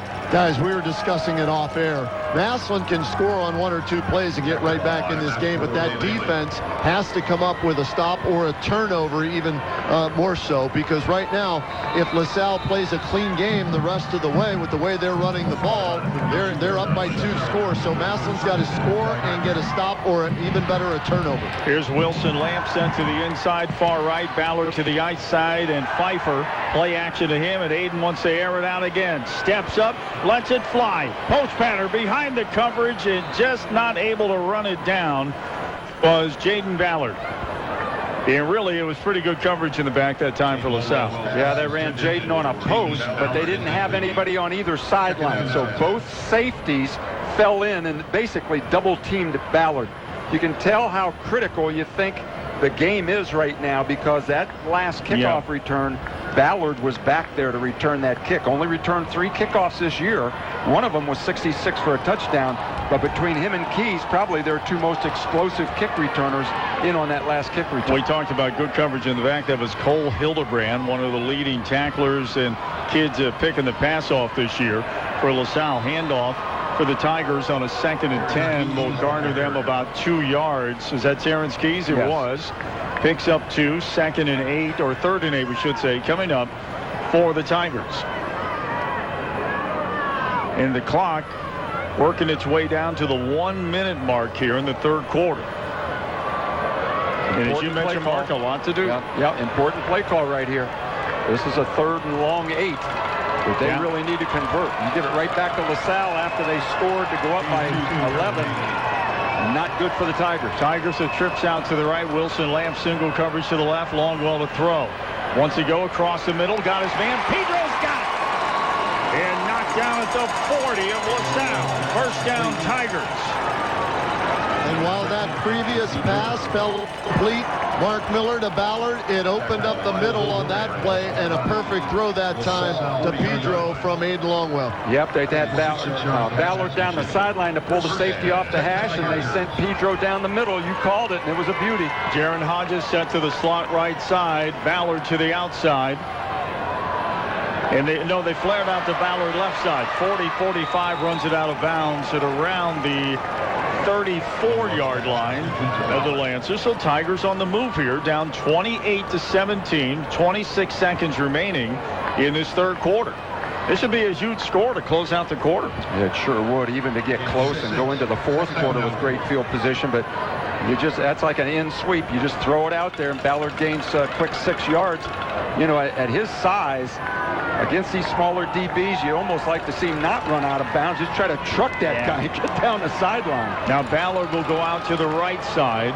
Wilson Lamp set to the inside. Pedro single coverage left. They're going to flare this one, though, to the right side to Keys. Nothing going there. He actually will lose yardage. That'll bring up a third and roughly 6 to go for the Tigers. Well, LaSalle read that one. As soon as Keys went on a flare, 3 defenders went right for him. They were not fooled at all. They did their film study. Brian Novak just sent us a text, and we were handed a slip of paper here. Paid attendance tonight, 11,286. What do we do? Somebody can't count. I agree with you. Third quarter is in the books. Fourth and final quarter of this Division II championship between LaSalle and the Massillon Tigers coming up after this timeout. News Talk 1480 WHBC. We are back. Tom Benson Stadium. Kenny down on the sidelines. Kenny, what do you got there? No, here we go. 12 minutes to a state championship. Massillon down 28-17 with the ball. 3rd and 6 at the LaSalle 36-yard line. Probably 2-down territory here if they don't pick it up on 3rd down. Yeah, let's see what happens. Hayden back in the pistol. Keys to the left. Hayden looking to Keys' way. Now steps up. Wants to throw across the middle. Did they get it? No, it was almost picked. And Wilson Lamp made a heck of an effort to come up with it after the tip, but he just couldn't latch onto it. So a 4th and 6 coming up. There is no indication that Haynes is coming out to punt or any attempt for a field goal. Jaron Hodges checks back in. Really making a great jump on that ball, too. I believe that was Hildebrand again, who got a hand on it and tipped it. Lamp almost made an acrobatic one-hander, but just couldn't pull it in. 4th and 6, ball at the 36 of LaSalle. Longwell steps up. Keys set to the right. Twins to the left.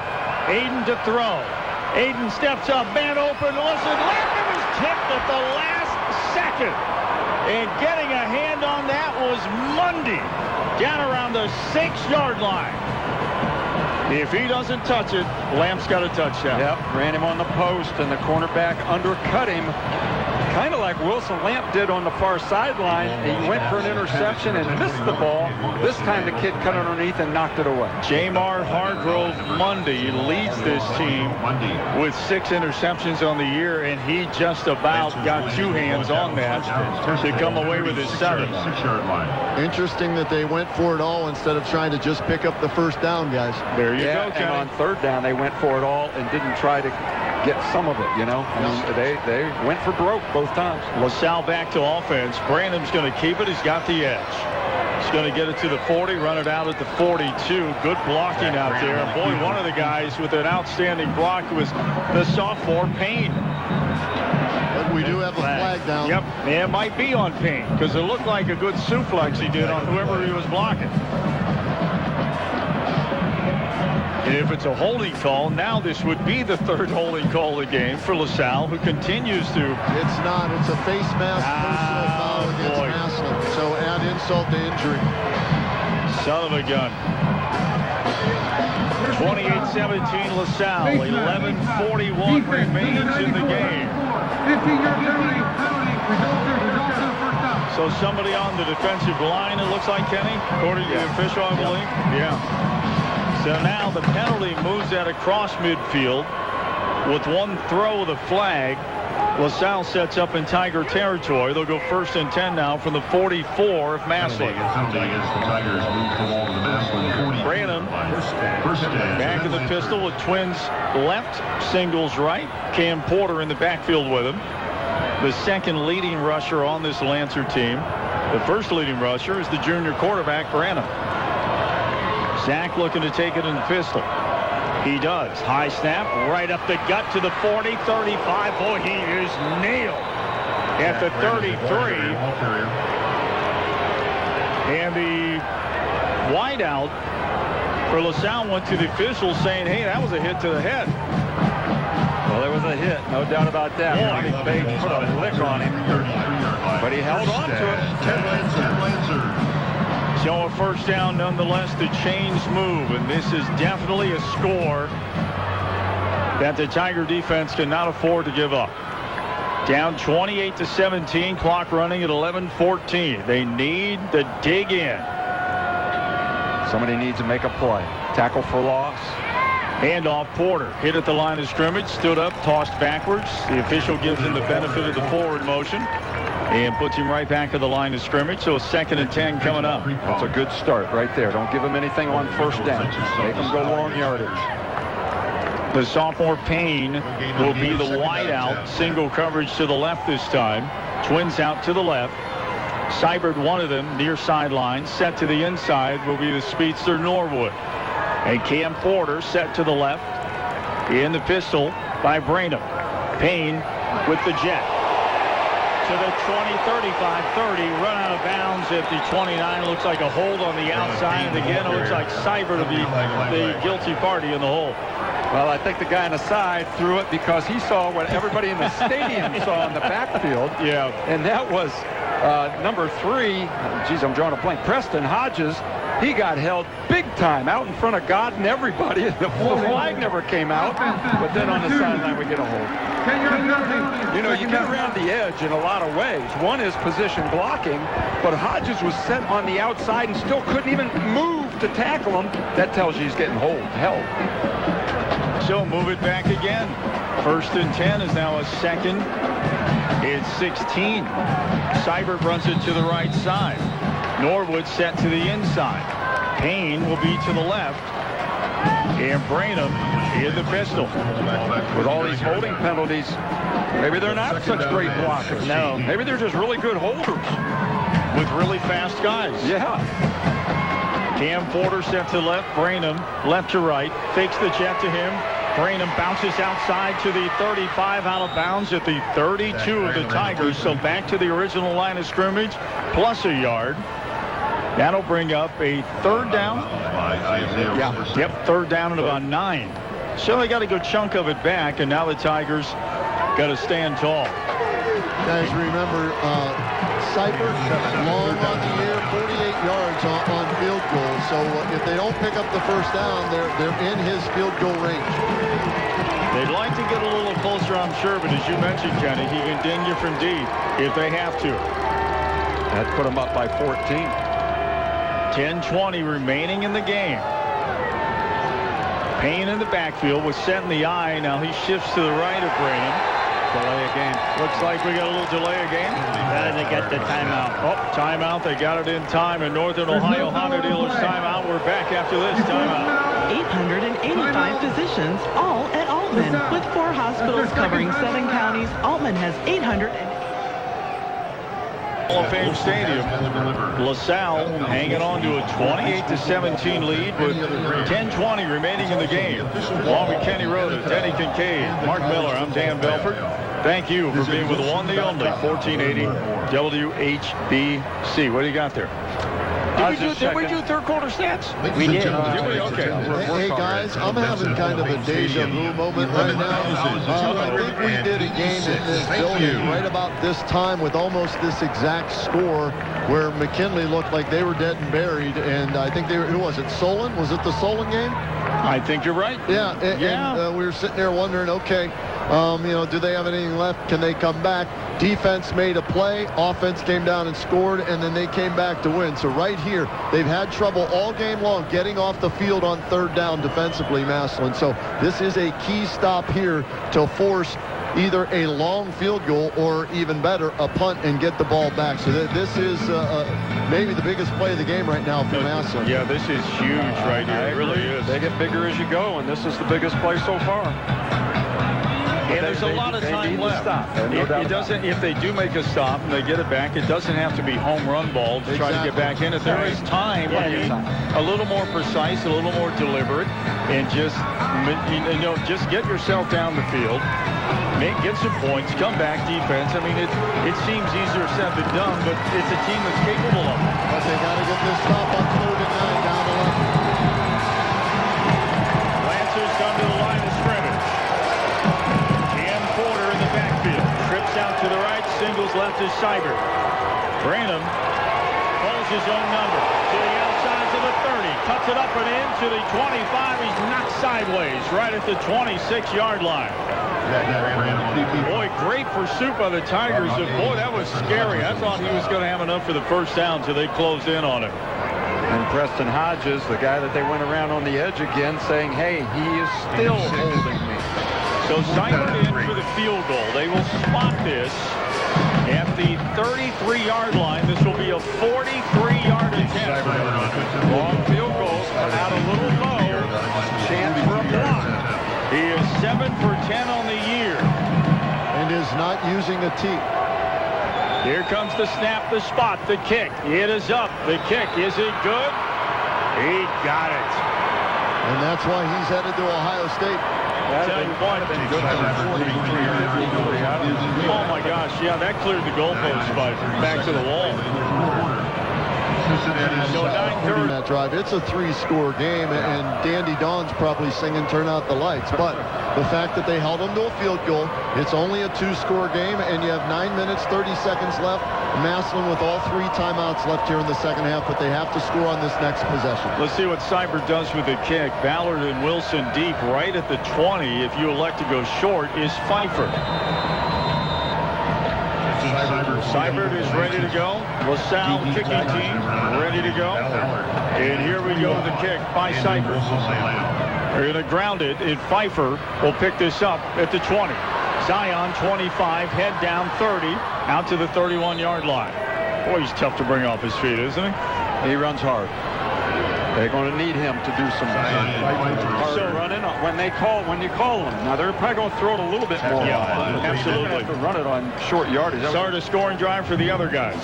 5 plays, 33 yards, 2 minutes and 15 seconds, a 43-yard field goal by Jake Seibert. And like we said, that 43 could have been 53. Yes.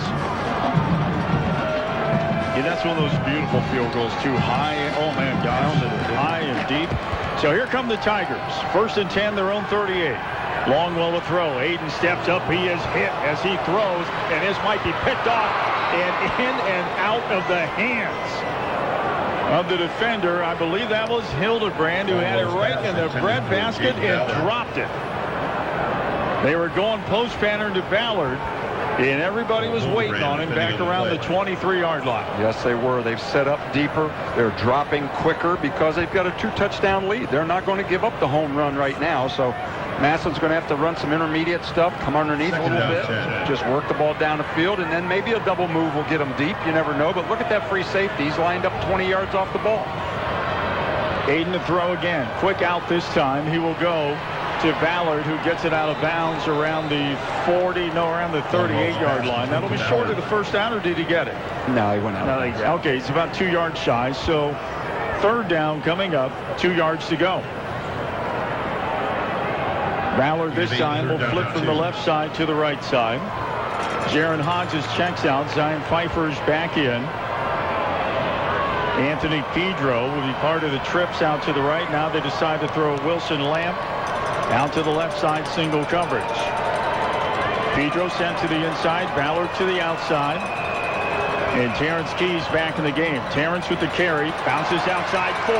Terrence Keys running and knocked sideways around the 43. That's enough to move the chains and a first down for the Massillon Tigers. 9:06 remains. Clock running now on the official's request. One of the LaSalle players come up a little gimpy. That's Jalen Johnson, one of the defensive backs. Official timeout for an injured player. So official timeout. Players down on the field. Northern Ohio Honda Dealers timeout. We're back after this timeout. Disaster strikes.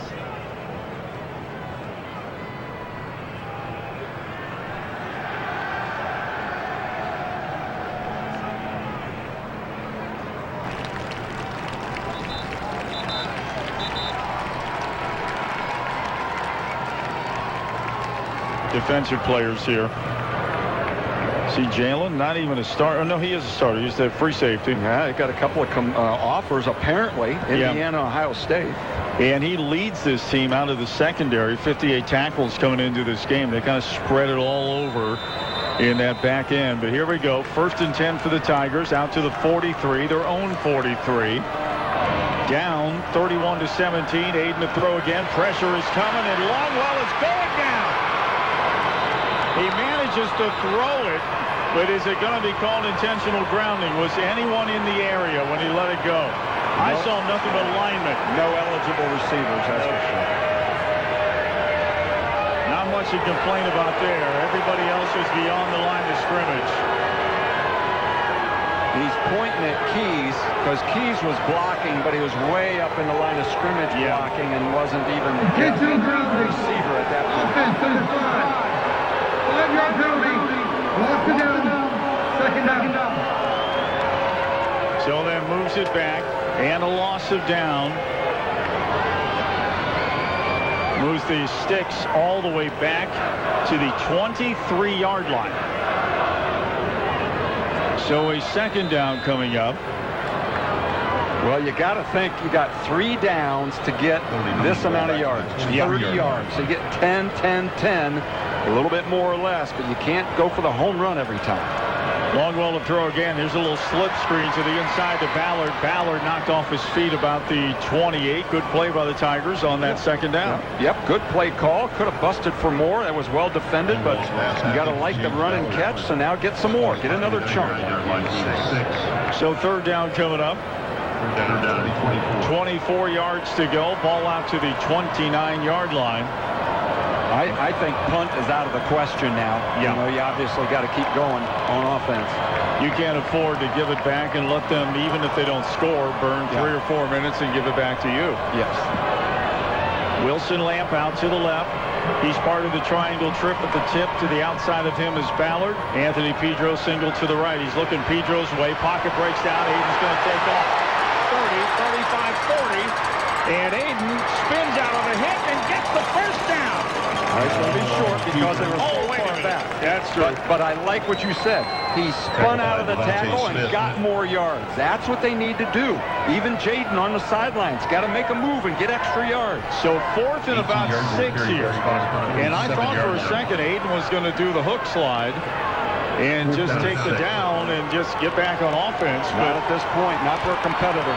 You got it. He is a competitor. Longwell back in the pistol again. Hard count. Tries to get him to jump. Nobody's moving. Keys in the backfield again. Set to the right of Aiden. And a timeout is called by the Massillon Tigers. Guys, remember the last time they went for the home run on this play, right? Yeah. And they turned the ball over and down, which led to a field goal. I think here, maybe you send a couple of guys deep as decoys so you can open up something underneath just to get the 1st down to keep this drive alive. They have to score on this drive, so they need to get this 1st down, not necessarily a touchdown on this play. I agree 100%. You know, even that tunnel screen they ran a little while ago. Yes. It's a nice, safe, secure. I like the idea of letting Tigers slip out of the backfield. And like Kenny said, let Wilson, Lamp, and Ballard run deep. It worked last week how many times against Oh, yeah. That wheel route was there. Yep. So the Tigers trot back out after the timeout. Let's see what they discussed. Staring in the eyes of a 4th and 6.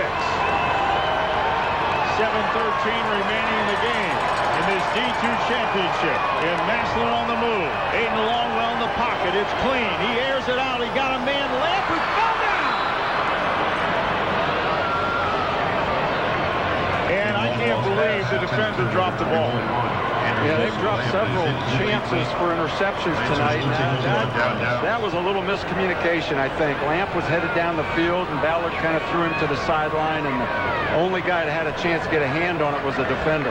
Again, surprised that they tried to pick up such a big chunk when they only needed 6. Yeah, that's a tough throw and catch. And guys, when you think about it, I don't know if he intended to drop that, but it's better that he did. They get the ball out near midfield. Yeah, if Hildebrand had that. Now, he had some running room had he picked it off. That was in both hands. And Wilson Lamp slipped and fell down around the 26. But the bottom line is, a 4th and 6 turns the ball back over to LaSalle. Branham keeps it. This is student body left. Cuts it up, 35-40, 38-yard line. And the ball will rest right there with a 2nd and 2 coming up for LaSalle. Luke Murphy doing all he can to tackle the ball and pull that thing out. That's really the only hope Massillon has right now, is to steal the ball from a ball carrier, because LaSalle is not going to throw it. Jalen Norwood checks back in the game. The big tight end Miners checks out. And Cam Porter, the lone setback, along with, of course, Zach Branham, the junior quarterback, who's played a pretty steady game tonight for the LaSalle Lancers. He sure has run it well. 31-17. And he'll keep it this time. Across the 40, down to the 35, and that's enough for the first down. Lancers continue this drive. Branham went out of bounds, so the clock stops at 6:15.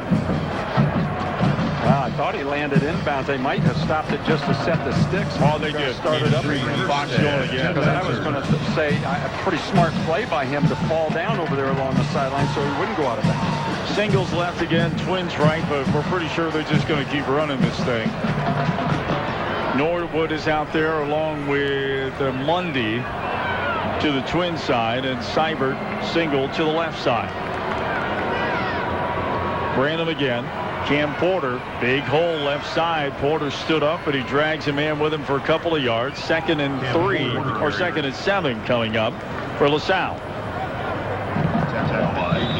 Massillon player down, needing some attention. That's Woolard. So we'll see how he does. Hopefully, young man is okay as everyone gathers to their respective coaches on the sideline. Kenny Rhoda, the road man, been working the sidelines all night. Busy man. Noah Heil's been down there helping out with the social media tonight. It's been a track meet for you guys at times, Kenny, down there tonight. Yeah, and a lot of obstacles, too. This is the most crowded I've ever seen the one sideline for a game that we've done here in the state playoffs or even regular season games down here. So a lot of former players from Massillon on the sidelines, a lot of family members down here, and a ton of media members, everybody covering this game. And to give you an idea, when Kenny says a crowded sideline, this is a big sideline. It has depth to it. There's a lot of room, but there's just a lot of bodies. If you caught Kenny and JT this afternoon, they broadcast live from Tom Benson Hall of Fame Stadium. Devin Jordan was on today. Justin Zwick was on today, talking about their playing days with the Massillon Tigers. Always entertaining. Woolard walked off under his own power, so good to see. Absolutely good to see. 2nd down and 7. Clock running, 5:20, 31-17. LaSalle, they have the ball at the 32-yard line of the Massillon Tigers. Tigers dig in at the line of scrimmage. Here goes Payne. He cuts it up and into the 30, to the outside, to the 25, to the 20, and he tries to cut and just falls on his butt. I think that's to stop the clock, or keep the clock going again. They get the first down and they go down. They're well coached, very disciplined. 5:01 and under 5 minutes now. First down. They reset the sticks. They're in the Old Carolina Barbecue Company red zone. So the Lancers keep the drive alive. Branham looks to the sidelines. He throws singles right, Twins left this time. And the Tigers need a stop. And the worst part is, if they do stop them, they're in field goal range for the outstanding kicker Seibert for the Lancers. Branham, his number is called. He's across the 20. Flag flies over on our near side of the field at about the 28-yard line. Dan, they were in field goal range for Seibert 15 yards. He's that good. Yeah. He is good. Yeah. This is illegal motion. Going to back LaSalle up a little bit. Okay. So they'll move backwards, and you've mentioned several times, Mark, and you have too, Kenny, that LaSalle has given this defense opportunities by shooting themselves in the foot. We just haven't been able to capitalize on it. For LaSalle, they have 6 penalties for 69 yards. Wow. But again, no turnovers. There were those penalties that hurt the turnovers and turnovers on turnover on downs. Think about it. Two fumbles and 2 turnover on downs. To me, that's 4 turnovers for Massillon in this game. Well, they were ready to feast in the Old Carolina Barbecue Company red zone, but we knocked them out of it. Back to the 25, 1st and 15 at the 25. Branham to the right side to the 20 and squirts through a host of tacklers and lands down at the 15 of Massillon to bring up a 2nd and 5. So you're penalized 5. You get the 5 back. You gain another 5. Now you're looking at 2nd and short distance. Guys, for the Lancers, this is their 4th trip in the last 6 years into the state finals. Well, think too, Kenny, back in 17, they lost on a last-second field goal. Exactly, and this would be the 3rd different head coach to win a state title should they hold on and get this victory. Wow. Nate, of course, won the first one there, Nate Moore, in 2014. Jim Hilbert, who's now at Baldwin Wallace, won 2, and then Pat McLaughlin, this would be his first. Branham, high snap, carry, tries to cut it back from the right to the left on the hash mark right side and simply slips and falls right at the line of scrimmage. So 3rd and 5 coming up. The clock keeps running here at 3:07 remaining in the game. Well, if 3 different guys can win a state championship, it's all about the program and not about who's the coach, right? Exactly. And not that, I mean, all of those coaches were great coaches, and they did a great job, but I'm saying the players keep coming. Yeah, and Nate's the guy that built that program in Cincinnati. LaSalle, of course, leaving there after winning the title in 14 to come to Massillon. 31-17 LaSalle. 2:40 clock running. And the Lancers with the ball, 3rd and 5 at the 15 of Massillon. Here's a little end around, forget it. Cam Porter upended in the backfield.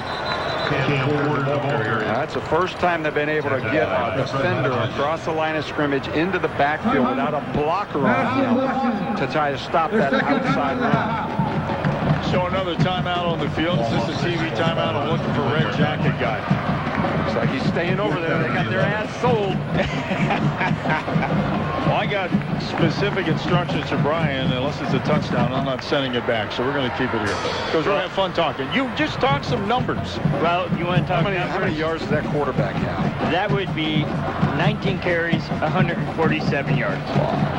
And Payne, let's give him 15 carries, 136 yards. How about the 3rd guy? And poor Mr. Cam Porter on that 6-yard loss. 20 carries, 88 yards. Are they over 300 yards rushing in this game, Denny, or they've got to be pretty close Let's to start it? close. That would be, not even, 377. Oh, they're closer to 400 yards yeah, rushing. let's go down that path. And they almost have 300-yard rushers. Wow. Goodness gracious. I mean, look at this red. That's all the runs. That's a bunch. That is all over the field. Seibert is in for 1 year. This is going to be a 38-yarder, looks like. With 2:31 remaining. Here's the snap and the spot. Kick is up. Another high booming kick and right down Broad Street. 31 or 34, I should say, to 17. LaSalle on top. We're back after this timeout. Score Cincinnati LaSalle 34, Massillon 17. Yard penalty will be assessed on the kickoff.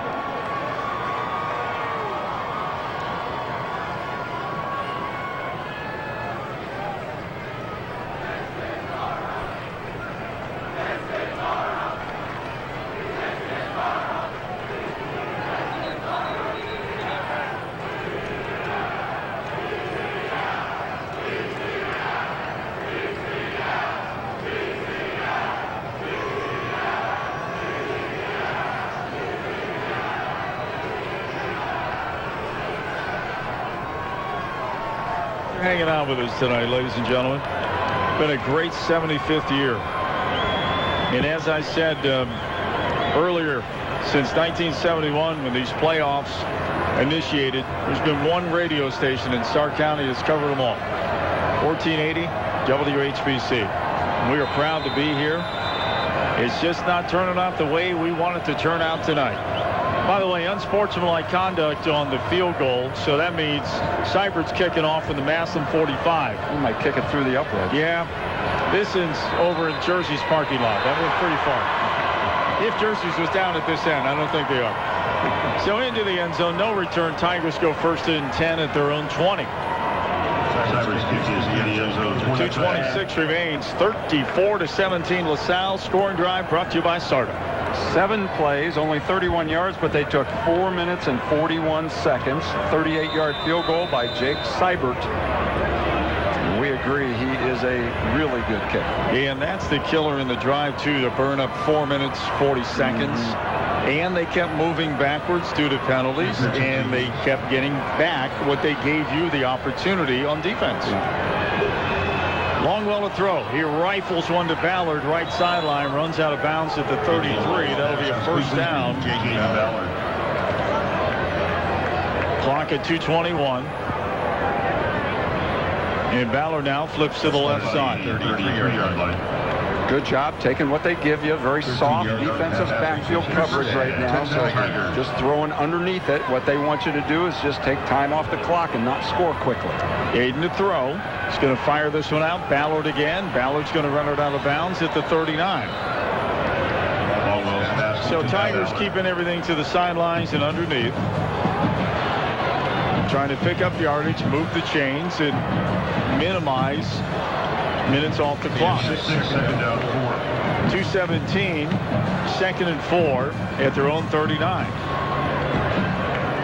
LaSalle up, and it's been all LaSalle here in the second half. They are up 34-17. Aiden to throw, blitz is coming. Ball goes out.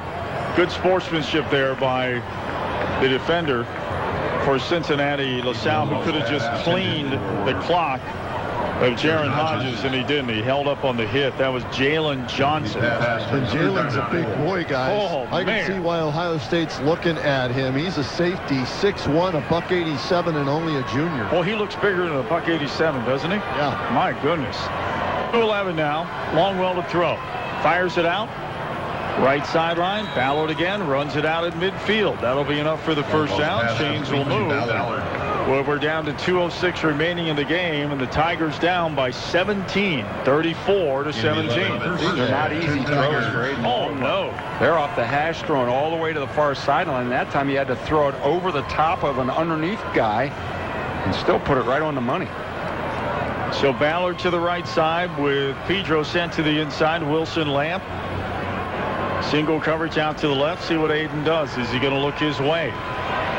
Look sideline again. Out there is Ballard, but a good defensive play to knock that away by LaSalle by Jamar Hargrove Mundy. So that's incomplete. Puts us right at the 2-minute mark remaining in the game. Well, the defensive line for LaSalle now, knowing that Massillon has to throw it every time, they're getting some pressure on Longwell in the backfield. He had to let that one go probably just a little early, and not much of a chance for a completion. Twins left and right. Jaron Hodges to the inside on the right. Wilson Lamp to the outside. Longwell steps up in the pocket. Hit from behind. Ball is out. LaSalle's got it. Cam Porter jumps on it. And that's probably going to be your game, folks. Longwell tried to step up in the pocket to get away from that outside rush, but they recovered when he stopped to throw it and knocked it out of his hands. And it's just a matter of burning out a minute 53 remaining in the game. Well, one timeout left for each team, and I'm not sure Massillon will want to use theirs, down by 17 points with a minute 53 to go. Guys, two things stand out to me in this game, and you know, when we look back at this, mistakes by Massillon, 3 turnovers, 2 turnovers on downs, and rushing yards. When you look at the difference in the rushing yards, the inability to stop the run by Massillon defensively, and then offensively, shooting themselves in the foot with the turnovers and the inability on 2 fourth-down plays to pick up a first down, going for the home run ball instead of the first down. You can't do that against a team like Cincinnati LaSalle.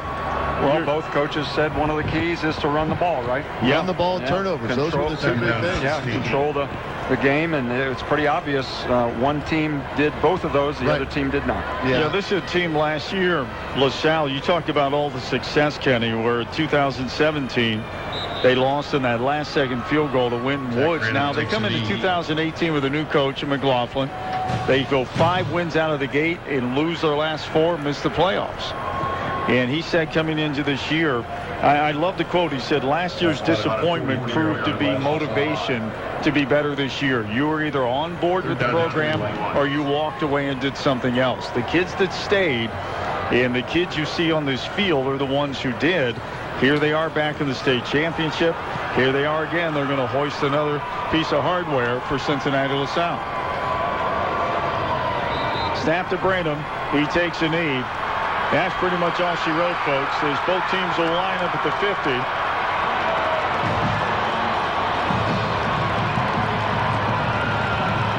And the Massillon Tigers make it back to the D2 championship.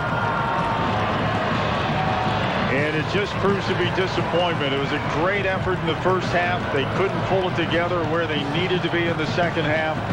In the final score, 34 for Cincinnati LaSalle at 17 for the Massillon Tigers. Good sportsmanship being shown down on the field, shaking hands by the players and the coaches. Here comes the trophy out to the field. There'll be some ceremonies out on the field. Kenny Rhoda will be fighting for his life to try to get us some interviews if possible.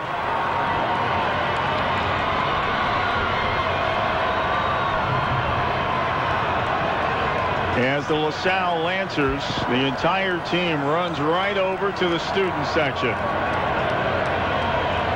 And I'm not sure exactly what the stat is, but in reading something pregame today, LaSalle, I don't think has given up 20 points in their last 6, 7, 8 games, something like that, guys. Yeah. And to hold this Massillon team to 17 with the firepower that they have, pretty impressive job by their defense. And you know what else worked in their favor, too, as almost a defense is their offense. Keeping the ball. I'm not sure what the time of possession was in this game, but I'm willing to bet it was in the favor of Cincinnati LaSalle as they were able to run the ball and do whatever they wanted, and that worked in their favor defensively as well. Well, that was a huge differential in the first half, and I wouldn't think the second half changed much at all. Numbers of plays. Guys, listen up. We're going to get the coach. Coach McLaughlin here right now.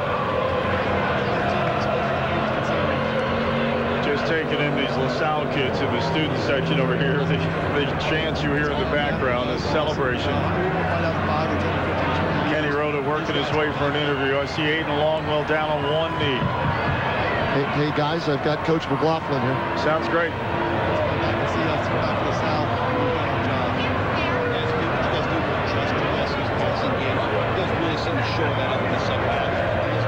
Really weren't available. Yeah, I mean, we were a little bit more physical. We weren't getting hands-on, and some of that is their speed. I mean, it's hard to gauge, hard to practice their speed, and the quarterback's arm, you can't simulate that. He's a really great player, so, getting a little bit more depth in our drops and kind of getting hands-on receivers in the second half really made a big difference. Coach, running the game, we didn't see a lot of your games this year up this way. Is that your typical offense, or did you make adjustments based on what you thought you could do against Massillon? What you saw is what we did all year, trying to get the ball in space, trying to get the ball a little bit downfield. Zach and G and Cam and our offensive line kind of grinded it out. That's what we did all year. All right, guys, back up to you. That was the coach for Cincinnati LaSalle, Pat McLaughlin. He wins his first state title as the head coach there at Cincinnati LaSalle. Sounds great. Thanks, Kenny. Good interview as always. Brought to you by Omni Orthopedics, our post-game interview. We'll also have our final stats of the game brought to you by ARE Accessories. We'll have an awards ceremony here. Of course, the mic will be up. You'll be able to hear that. As the Massillon Tigers are on one knee around the 40-yard line, out comes Cincinnati LaSalle. And let's put this all for your listening pleasure at home. Division II state runner-up trophy and commemorative game ball to the Tigers from Massillon, Washington High School.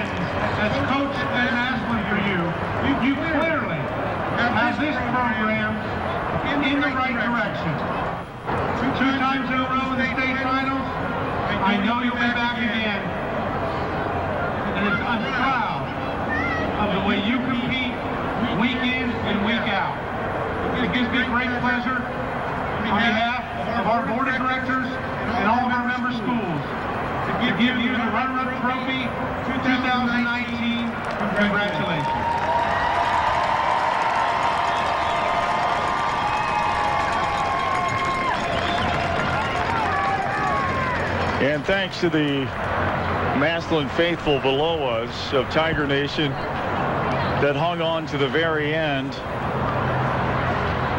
to give proper recognition to these young men and their effort out on the field tonight. A lot of empty blue seats. People want to beat the traffic, but those who hung behind, thank you very much. These young men gave you one heck of a season over in Tigertown. It just came up a little bit short against Cincinnati LaSalle. Denny, still working on the numbers there.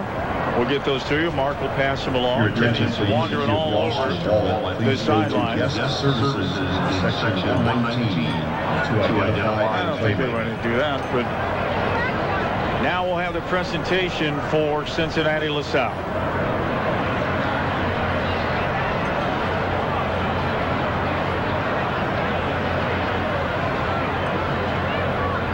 Now, ladies and gentlemen, again, direct your attention to midfield, where we'll be assisted by Ryan Fitzgerald and Jeff Casella will present the 2019 Division II State Championship Trophy and commemorative game ball to the Lancers from Cincinnati LaSalle High School.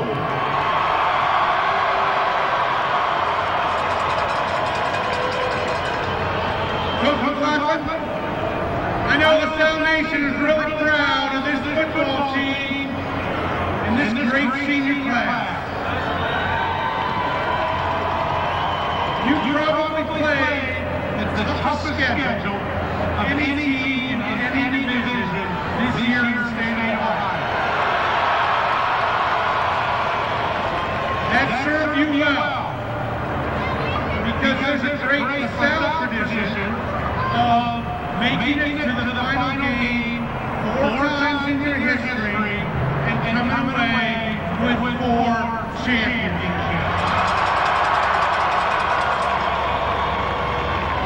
You've done a great job closing the deal, and it really gives me great pleasure, on behalf of all of our members of schools, our board of directors and staff, to present you with the Division II Championship Trophy 2019. Congratulations.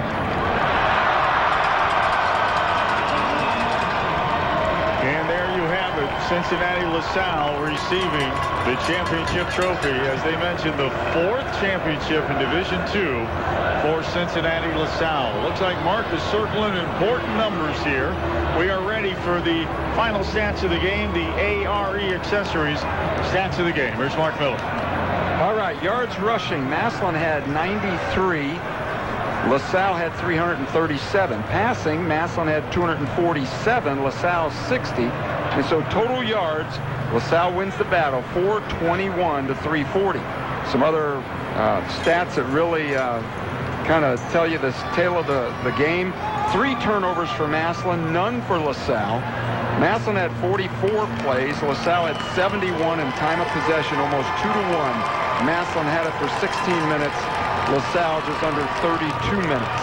Individually, Aiden Longwell, 12 of 23, 245 yards, a couple of touchdowns. Rushing the football, you got to look at the guys from LaSalle. Zach Branham, 22 carries, 166 Ladies yards. and gentlemen, we thank you Ron for your Payne, attendance at tonight's 15 carries, contest. 133 yards and a touchdown. And Congratulations Cam to Porter, Division II 18 carries, Massillon Washington 88 yards Tigers and 3 and your touchdowns. 2019 Jaden Division Ballard II had state 7 champion catches for Cincinnati 88 yards LaSalle and a Lancers. touchdown. Andrew Wilson Lamp The with 2 student long athletes, ones, their schools, and the Ohio High 128 School yards, Athletic Association 1 touchdown. appreciate your Of support course, of high big school difference in athletics. the game. Please Jake exit the stadium Seibert, at this the time. field goal Parents kicker and from relatives of LaSalle, our had a players and 42 and a coaches 38 are invited to yard exit field at the goal. Harrison Gate on the east side of And the that gives stadium, us our final closest score, to Interstate 34-17. 77. Meet their teams by their Cincinnati, buses between LaSalle. McKinley Kenny, High you School still down there? and the Yeah, I am, guys, natatorium. but it looks like Once again, ladies and gentlemen, tonight's if we attendance get any of the Massillon players 11,286. or the coaches, Thanks for gonna coming, be- and please drive safely on your way home.